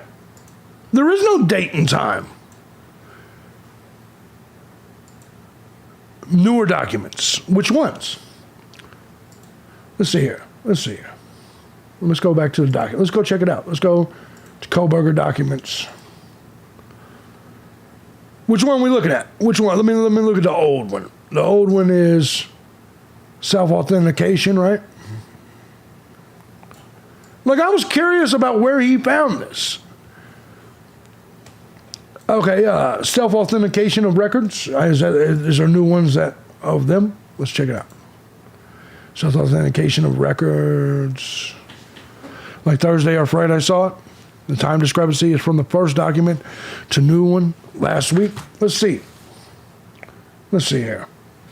The reason I asked y'all, because I wanted to know if there was some documents I hadn't seen. Because I'm sitting here looking at it, I'm like, why is this thing not showing the time and date that he said, right? Like, I'm sitting here trying to put it together. I'm like, why are we clearly looking at the same thing, or so it seems? But his says one thing and mine says another, and it's both about Xana's TikTok activity. Yeah, I was wondering where he got that from. It wasn't given. I do remember them saying yeah, exactly. His claim in his video, though, and I was curious about this. Hold on, we'll get to it. We'll get to it. I was curious. Covering things that actually make sense. Yes, go ahead. Unlike the PCA, where it's crumbled to pieces. Like, now we know Xana wasn't even on TikTok at 4:12 a.m. Okay, 1 at 3:24. Let's see what we got. 1 3:24. Let's see here. Self-authentic. Yeah, this one right here. This is the one I was just looking at. Oh, okay. There's another. Okay. All right. We got more records here. All right. So let's scroll down this one. This is the big one. Yeah. Okay. You're right. It does say it here. So we got one after this though, don't we? Hold the fuck on. Hold on. Thank you. Thank you for showing me that. That's right. We covered that. That's crazy too. Okay. So hold on just a second. Which one was that? 324. We was looking at self-authentication of records. Self-authentication of records. Let's see. Texan self-authentication of records. What was that original one I had? This one right here? Yeah. So this one was this one. So when the fuck did this one come out? Hold on just a second. 317. Okay, so this one's a newer version. Okay. No, that's not true. State's reply to objection? Yeah. He makes a valid point then, if that's the case. He makes a valid point though in this one. If this, like, which one is the authentic one is what I want to know. So if this right here is saying the records show that Xana was on the TikTok application November 13th at 3:16 a.m. Why have we been told? Why have we been told 4:17? Do you see what I'm saying?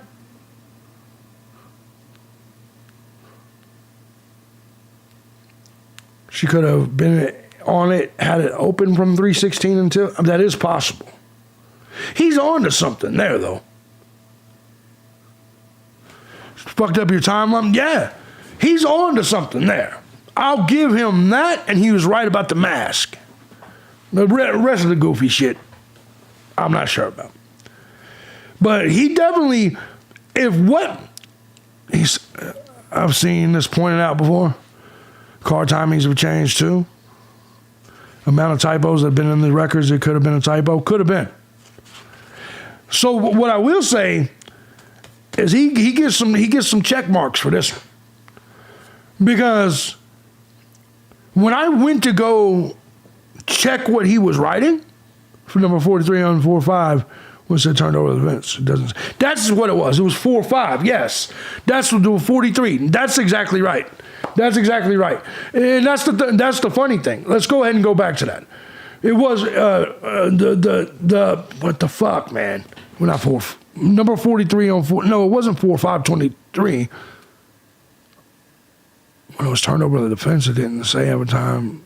No, it was. No, because I didn't go all the way back to 2023 to find it. Let me see here.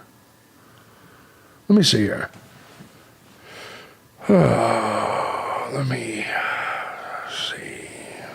the fuck? What the fuck? So, okay, 317. That's the one I was looking at. 317 was this one. So 317, the one that was filed by Koberger, here, also what noises and shit made Dylan look out of her room, like Kaylee playing with the dog, someone's here. Yeah, good point. Said, I'm convinced it was a controlled gang hit. No, I don't. No, I don't pay attention to theories, man. I normally don't.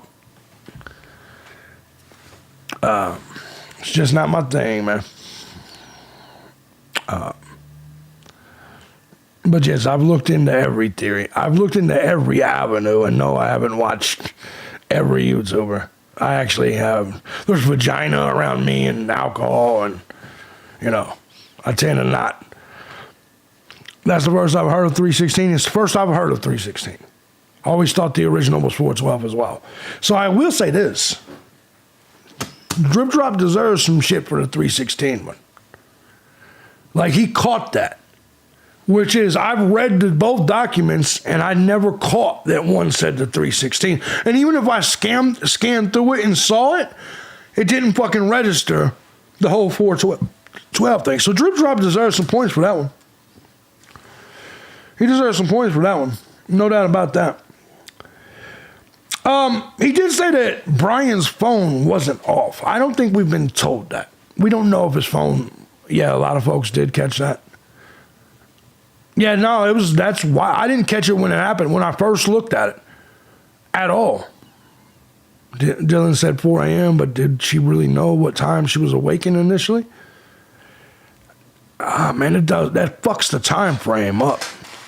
Jules of Law Trade. Yeah, I don't watch none of them motherfuckers, man.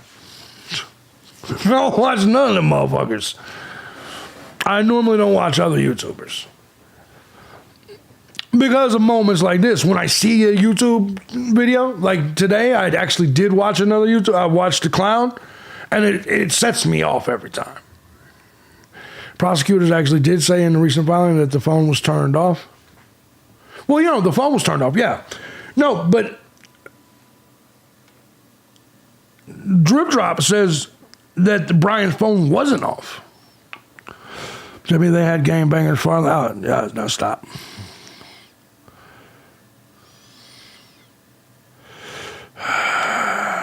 I'm not watching none of them motherfuckers, man. It's so weird to walk into someone's fucking McDonald's and say, hey, everybody, go to Burger King. It's so weird and rude, actually. Like, yeah, love your channel, though, dude. If you loved my channel, you would already know how I felt about that. You know what I mean? You'd already know how I felt about that shit. I've told you motherfuckers for 3 years, don't recommend any goddamn YouTuber to me. All you're going to do is make me not like the motherfucker. It's that simple.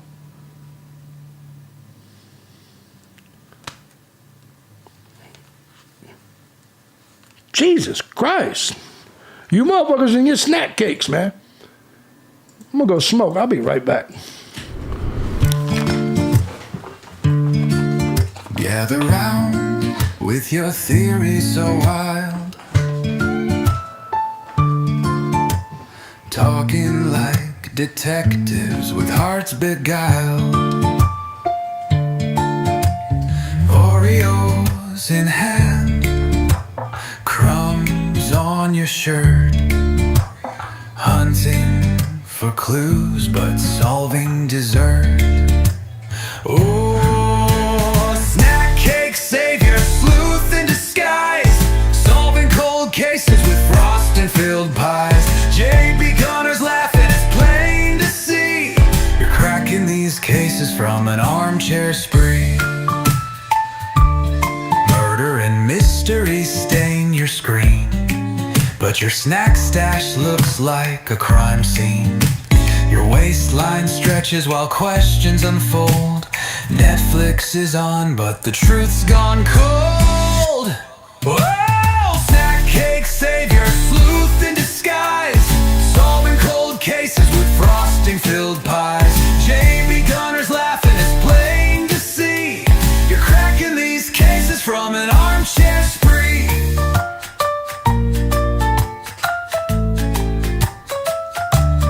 Got a blog, you're the internet ace, connecting red strings in a carbo-loaded haze. Every binge-eaten truth wrapped in cellophane lies, wiping your hands, leaving powdered alibis. Oh, snack cake savior, sleuth in disguise, solving cold cases with frosting filled pies. JB Gunner's laughing, it's plain to see cracking these cases from an armchair spree.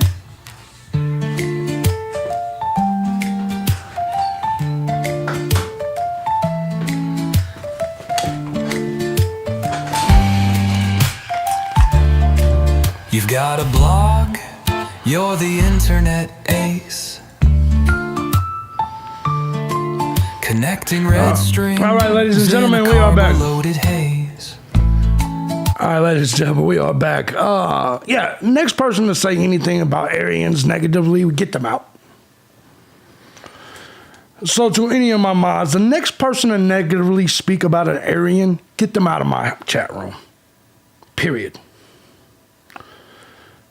Period. So anyway, let's go ahead and get back to this. I want to say this. Next thing that we saw in this, like I said, I'll give Drip Drop his props for that shit. I want to say this, that he said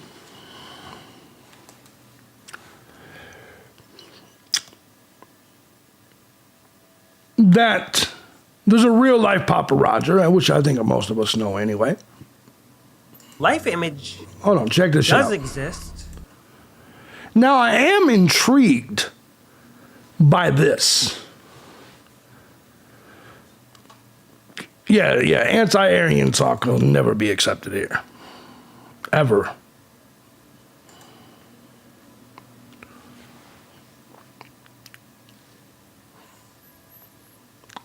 I am intrigued to know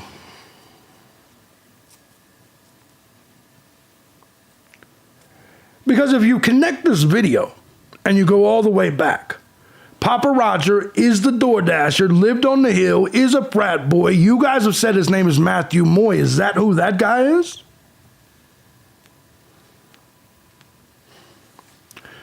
I am interested to know. Is this the guy? He says no. Yes. There's no and yes. Is there any confirmation that this is what it's on his Facebook and Insta? Yo.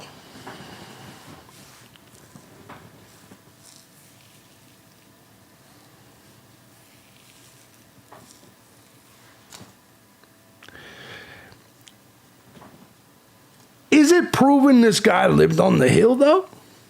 Like, there are so many questions, and I guess my ultimate questions I would have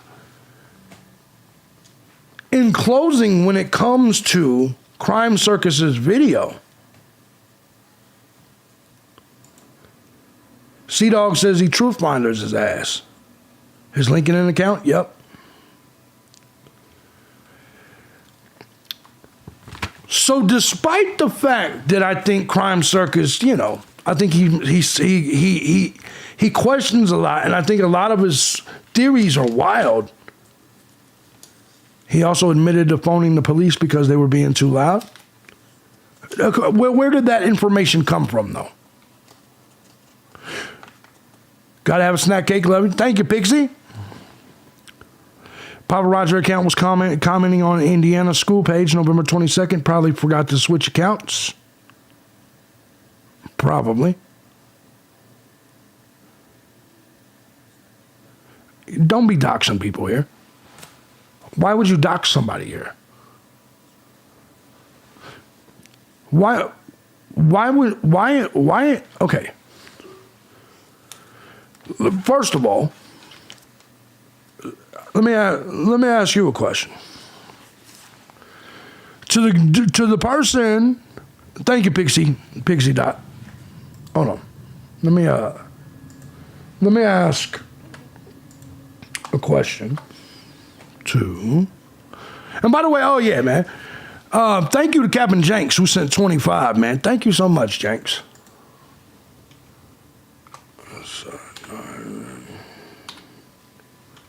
Thank you, brother.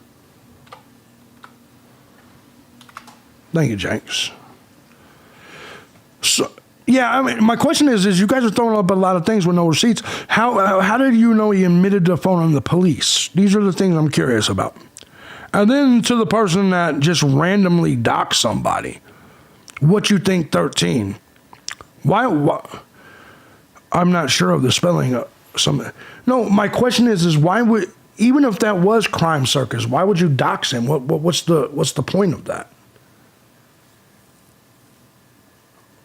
What is the point of telling us what Cryme Circus's name is?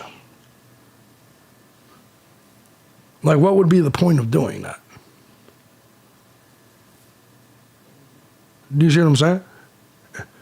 Okay, but why do you think, okay, just because someone else doxed somebody, I mean, I'm curious why you think we need to know. Googled it and articles came up about him phoning the police. That's crazy. Like, no, it's a serious question. Well, I mean, like, why do you think that's relevant, what Cryme Circus's name is? The guy he's talking about in the photo. Oh, okay. All right, there you go. You said Matthew, yeah, no, everybody else was saying Matthew Moy. Well, but you're saying his name is Brad. Okay, you're saying his name is, so now I'm confused. The DoorDash driver that he thinks is Papa Roger that lived on the hill that was a frat boy, is his name Matthew or is his name Brad? Because I've gotten different answers throughout this string. I'm curious about that. No, oh, Jesus Christ. I don't know who those people are. I don't know who they are, and I don't. It is what it is. But anyway, initials to the DD driver, per the documents were the DoorDash driver. Per the documents were MM. There we go. DoorDash driver initials are MM. All right, cool. So probably the Matthew Moy guy, right? All right. So that's probably what it is then. UNR said that, yeah. So ultimately, I will say this. Two different people would be either oh, Jesus Christ.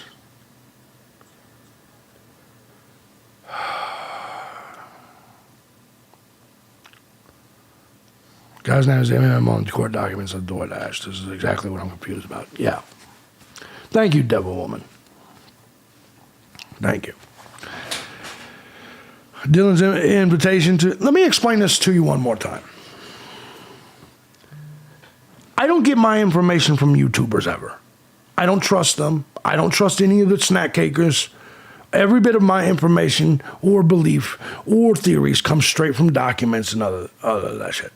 I don't legitimately care typically, what other content creators think, or because I've heard, you have to realize I've been in this community for almost 3 years. I've heard all their dumbass theories, all of them. Not gonna sign a plea deal because he loves attention. Yeah. So I tend to, at this point, stay away from them. You know what I mean? Well, mine too, Jay. Yeah. No, Sleuthy, you've been around. So, like, I tend to not watch other YouTubers. Harsh, I do because I like Harsh as a person. I think he's all right. The Clown entertains me sometimes, but I only watch the Clown. Clown barely posts about it anyway. But yeah, no. Jenks from the East Coast, you owe me 400, bro. He said, hey, Jenks from the East Coast, you owe me 400, bro. I guess my DoorDash thoughts are out the window with... Well, no, here's the thing, Sleuthy. Memoir is close, at least was close with Dylan. He defended her during an interview in the beginning of the case. Did he? I will say this. No, the DoorDash thing, I have to admit, interests me now. Especially if... I don't know who this guy is. It does interest me, but I'm going to be honest, man. The rest of the shit we was looking at earlier, like, dude had an American flag shower curtain. He had like, when somebody says it's a red flag that somebody has, some single dude has a chick calendar on his wall, like, that to me is not a red flag. None of that's a red flag. Yeah, the tunnel's enough said. Yeah, that's the whole reason that I side-eye everything the Clown says. Because when he first came with the tunnel talk, and I came with the blueprints to show everybody there was no tunnels that came underneath the house of 1122, you'd be surprised how many months after that I still had to say that, because everybody kept, what about the tunnels? What about the tunnels? What about the tunnels? What about the tunnels? What about the tunnels? I'm like, there is no tunnels under 1122 King Road. I showed the blueprints. No, it's all right. It's all good. So today's different though, because we are talking about a content creator's content today. Which, by the way, I think you guys should all probably go watch the Clown's video, because because all I did was summarize it and give you my thoughts. I do think that the DoorDash driver is definitely a possibility. I definitely think the DoorDash driver is a possibility. The problem is that all the theories seem to all be connected now at one. Now it's a DoorDash driver, and he's Papa Roger, and he's a frat boy. And then it went down some other holes. And he's got a chick on his wall, and he's got an American flag, a shower curtain, and he's got an axe in his shed. I got an axe in my shed. And, you know what I mean? Like, it's... Clown videos entertaining, yeah. So my overall opinion, I have to say, though, after having this conversation with you guys on the Clown Circus video,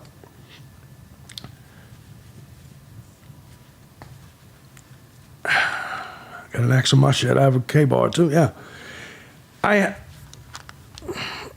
It's making me look at it differently, but ultimately, there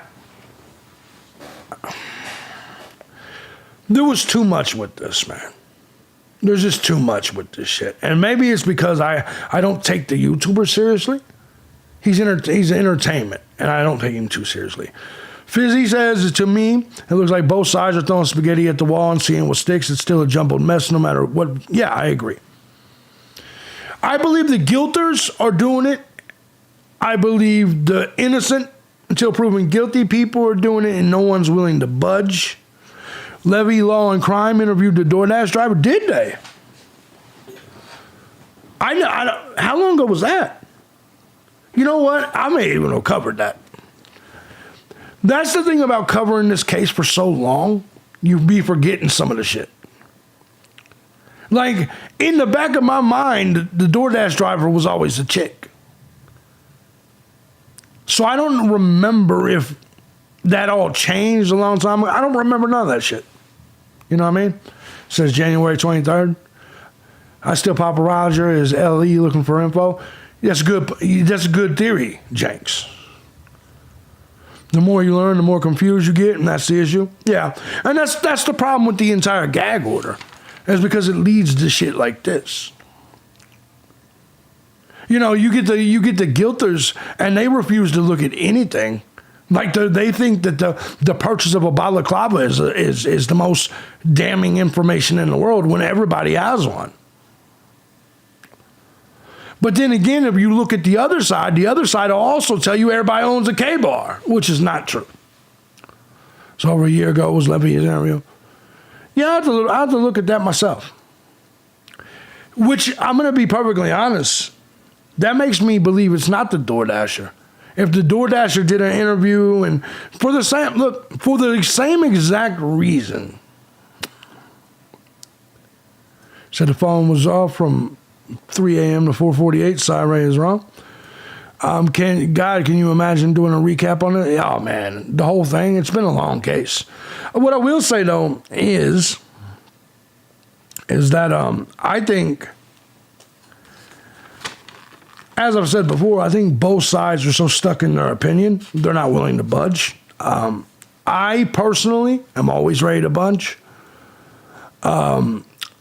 Because I look at this case and I say to myself, clearly there's been prosecutorial and police misconduct.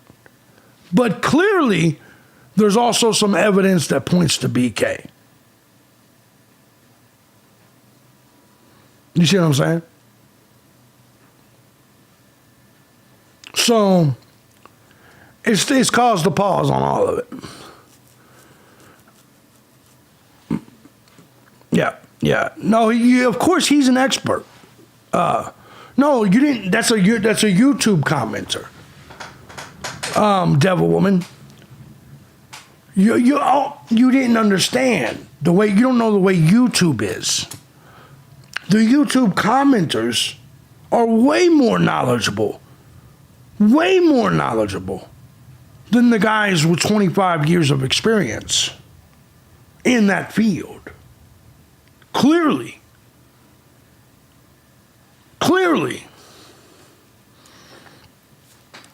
So anyway, guys, when it comes to this, I will say this, man. The clowns video, especially after discussing this with you guys, it makes me think. But I also feel like the DoorDasher was probably investigated from the beginning, as they said. I can't lean towards. Hold on.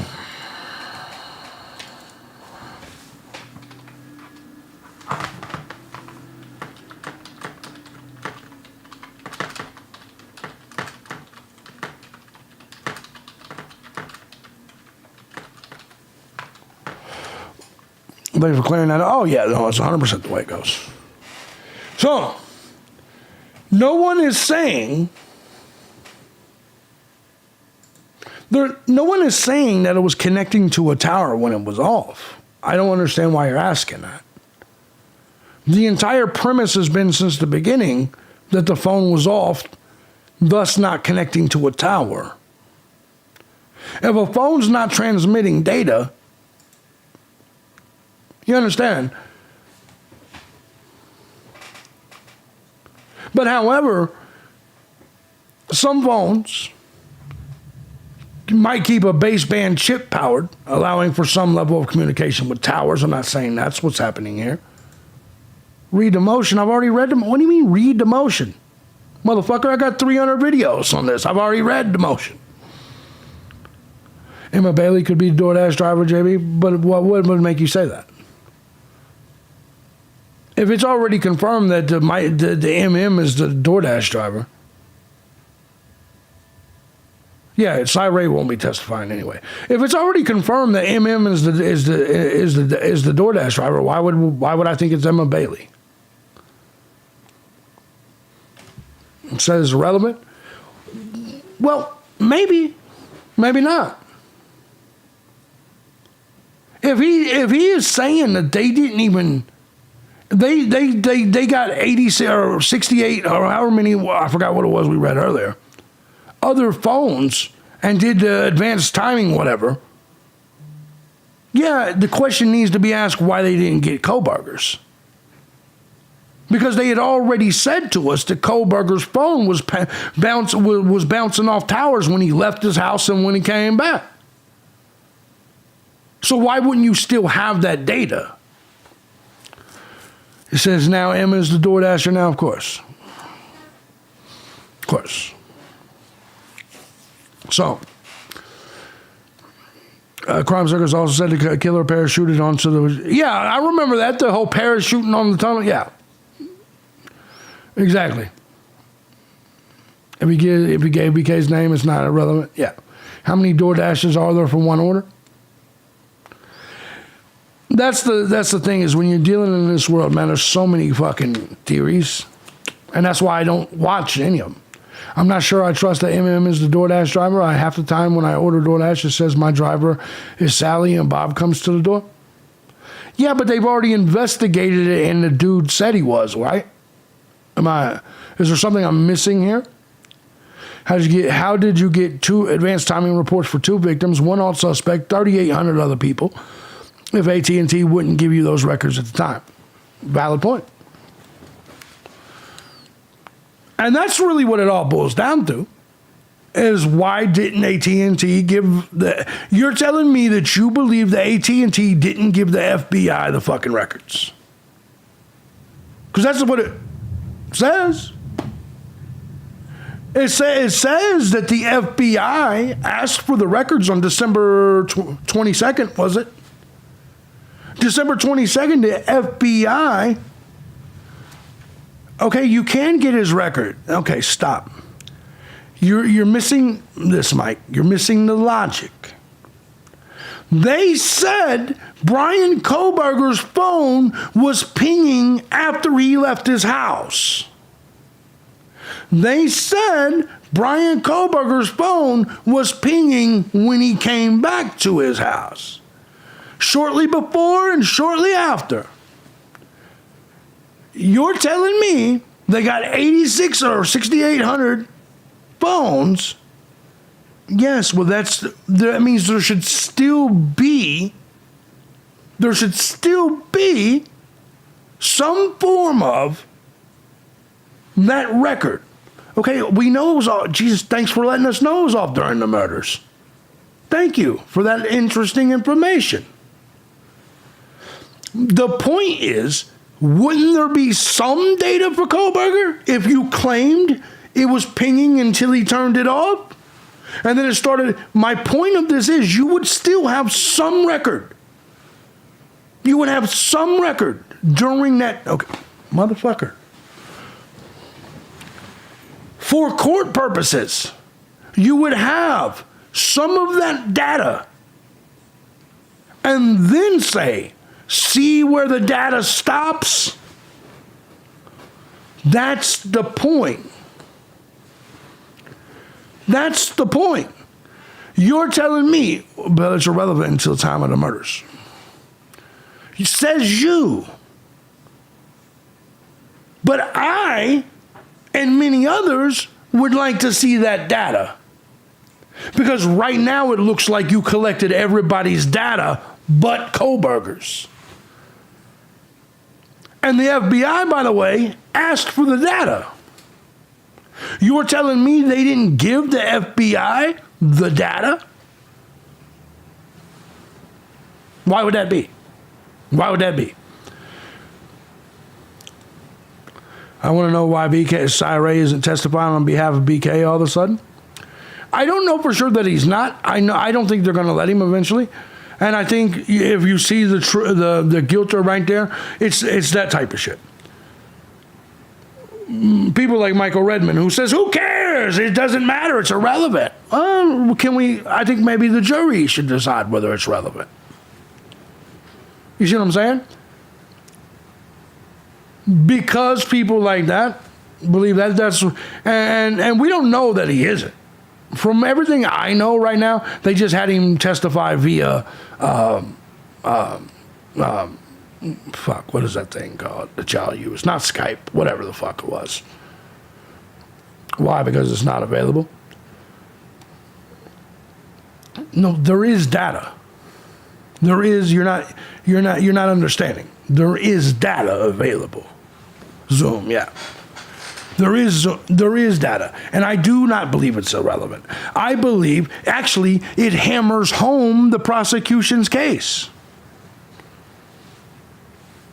Thank you, Redmond. Thank you for letting us know. Actually, I believe they have him on video. Oh, now we're getting there. Doing what? Doing what? By the way, I always find it adorable when people come into the case, the chat room of someone that's been following it the entire time, has done 250 videos on the situation. And they're like, did you know? No, they don't have him on video driving car. You just completely made that up. You just completely lied and made that up. 100%. They do not have Brian Kohlberger on video driving that car during the murders that night. You just completely made that up.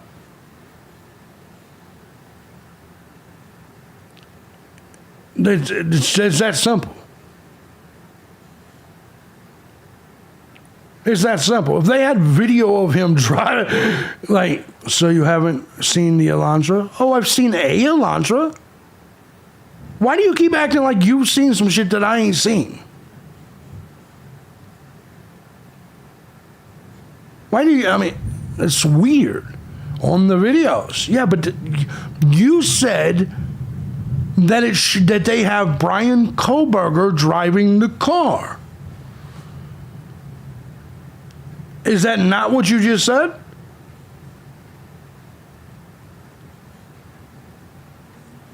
I'm sorry. Did you or did you not just say they have Brian Kohlberger driving the car?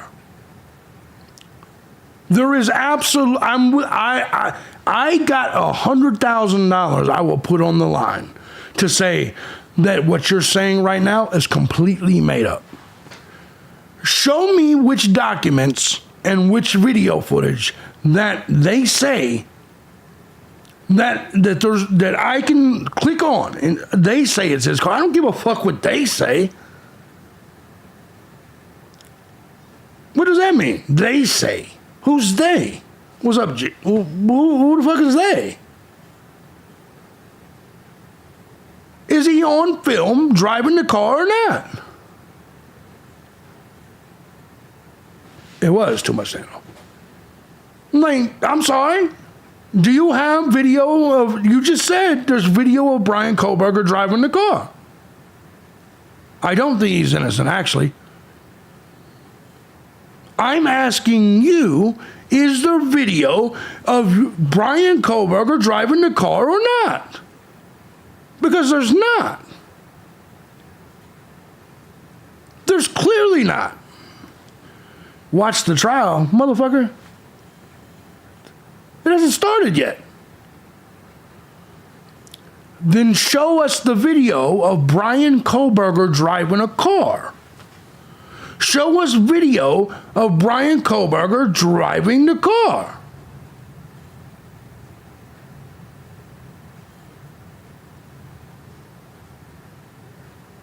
No, he's not a troll. He just made something up. We're waiting. Show us tell us where we got to type in to see the video of Brian Kohlberger driving the car. Because there's no video of that. We understand you're not a liar. So tell us the video evidence of Brian Kohlberger driving the car. Tell us where we can find that video evidence. Where's the video evidence? Court TV? Oh. Court TV? Crime Nation? What is Crime Nation? That motherfucker said Court TV and some place called Cryme Nation. Some place called Cryme Nation. Yeah, there is no evidence of Brian Koberger driving a car that night. We've seen the images. Would you like to see them? Would you like to see them? We've seen the images. We've seen the images. Show me where you can see Brian Koberger. Let us know. Show us. Show us the evidence. Show us the evidence of Brian Koberger driving this car. Go ahead. I'll wait.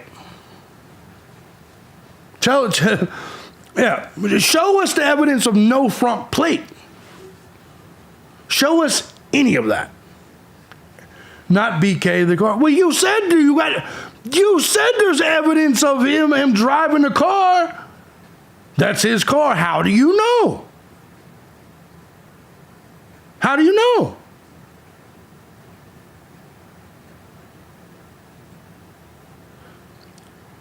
Because we're in the jury. You got to explain to us. You got to prove it that it's his car. Court TV saying it. Yeah. Tell that to a jury and see how far that gets you. The timing of when he left.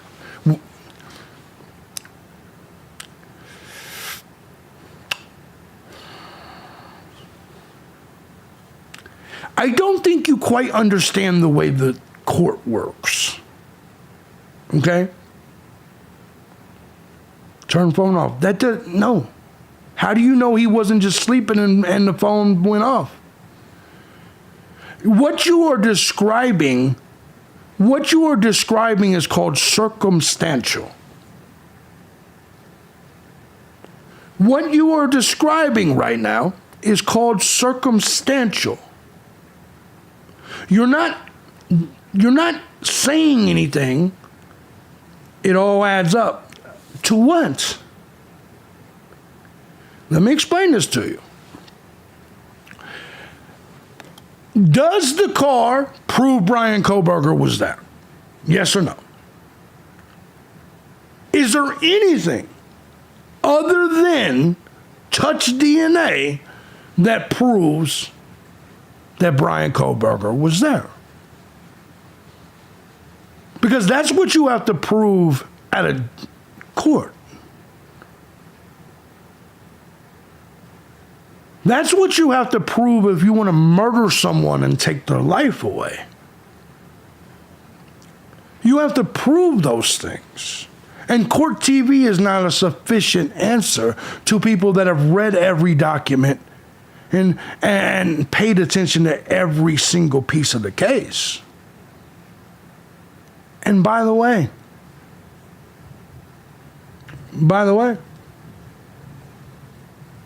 just so you understand, I'm not someone that necessarily thinks he didn't do it. But I'm also, Peterson went fishing, he's an electric chair guilty. Yeah, exactly. So anyway, no, I don't think he's a troll. I just think he's a guilter and he doesn't understand there's other arguments outside of his own. Kathy sent $1, said Michael was sucking Brian off while he was driving. That's how he knows. I'm at the gym, guys. JB still entertaining the snack cakers? Yes. In fact, I gotta get back to my normal shit. Yeah, no, here's what I think. Okay. And I said this the other day. On both sides,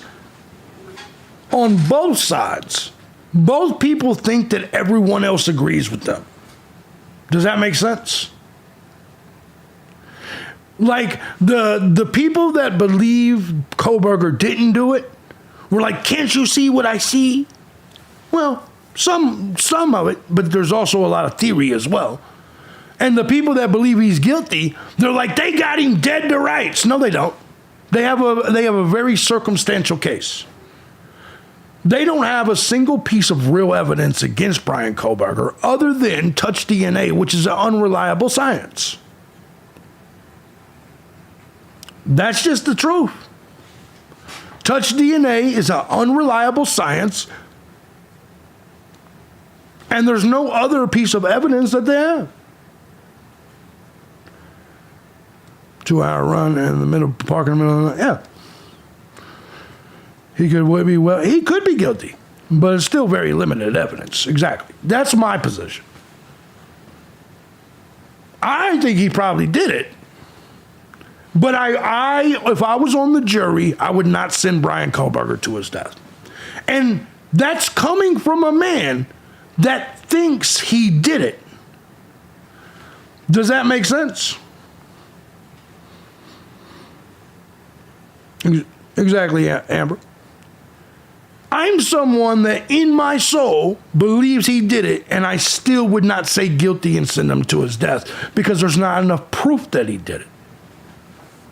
I believe wholeheartedly and innocent until proven guilty. Completely. And I don't believe you've proven his guilt. I believe that now don't get me wrong, I've been convinced after a very long time of not believing in his guilt that he probably did it. But I'm not okay with the cops and the feds and everybody fucking up our constitutional rights for a circumstantial case just so they can nail somebody to the wall. I personally think he should walk, whether he did it or not. I don't think there's enough evidence, and I think that there was too much malpractice. Does that make sense? So before you say that you must be challenging me just because you think he didn't do it, you're actually wrong. I'm challenging you because your position is ignorant and without facts.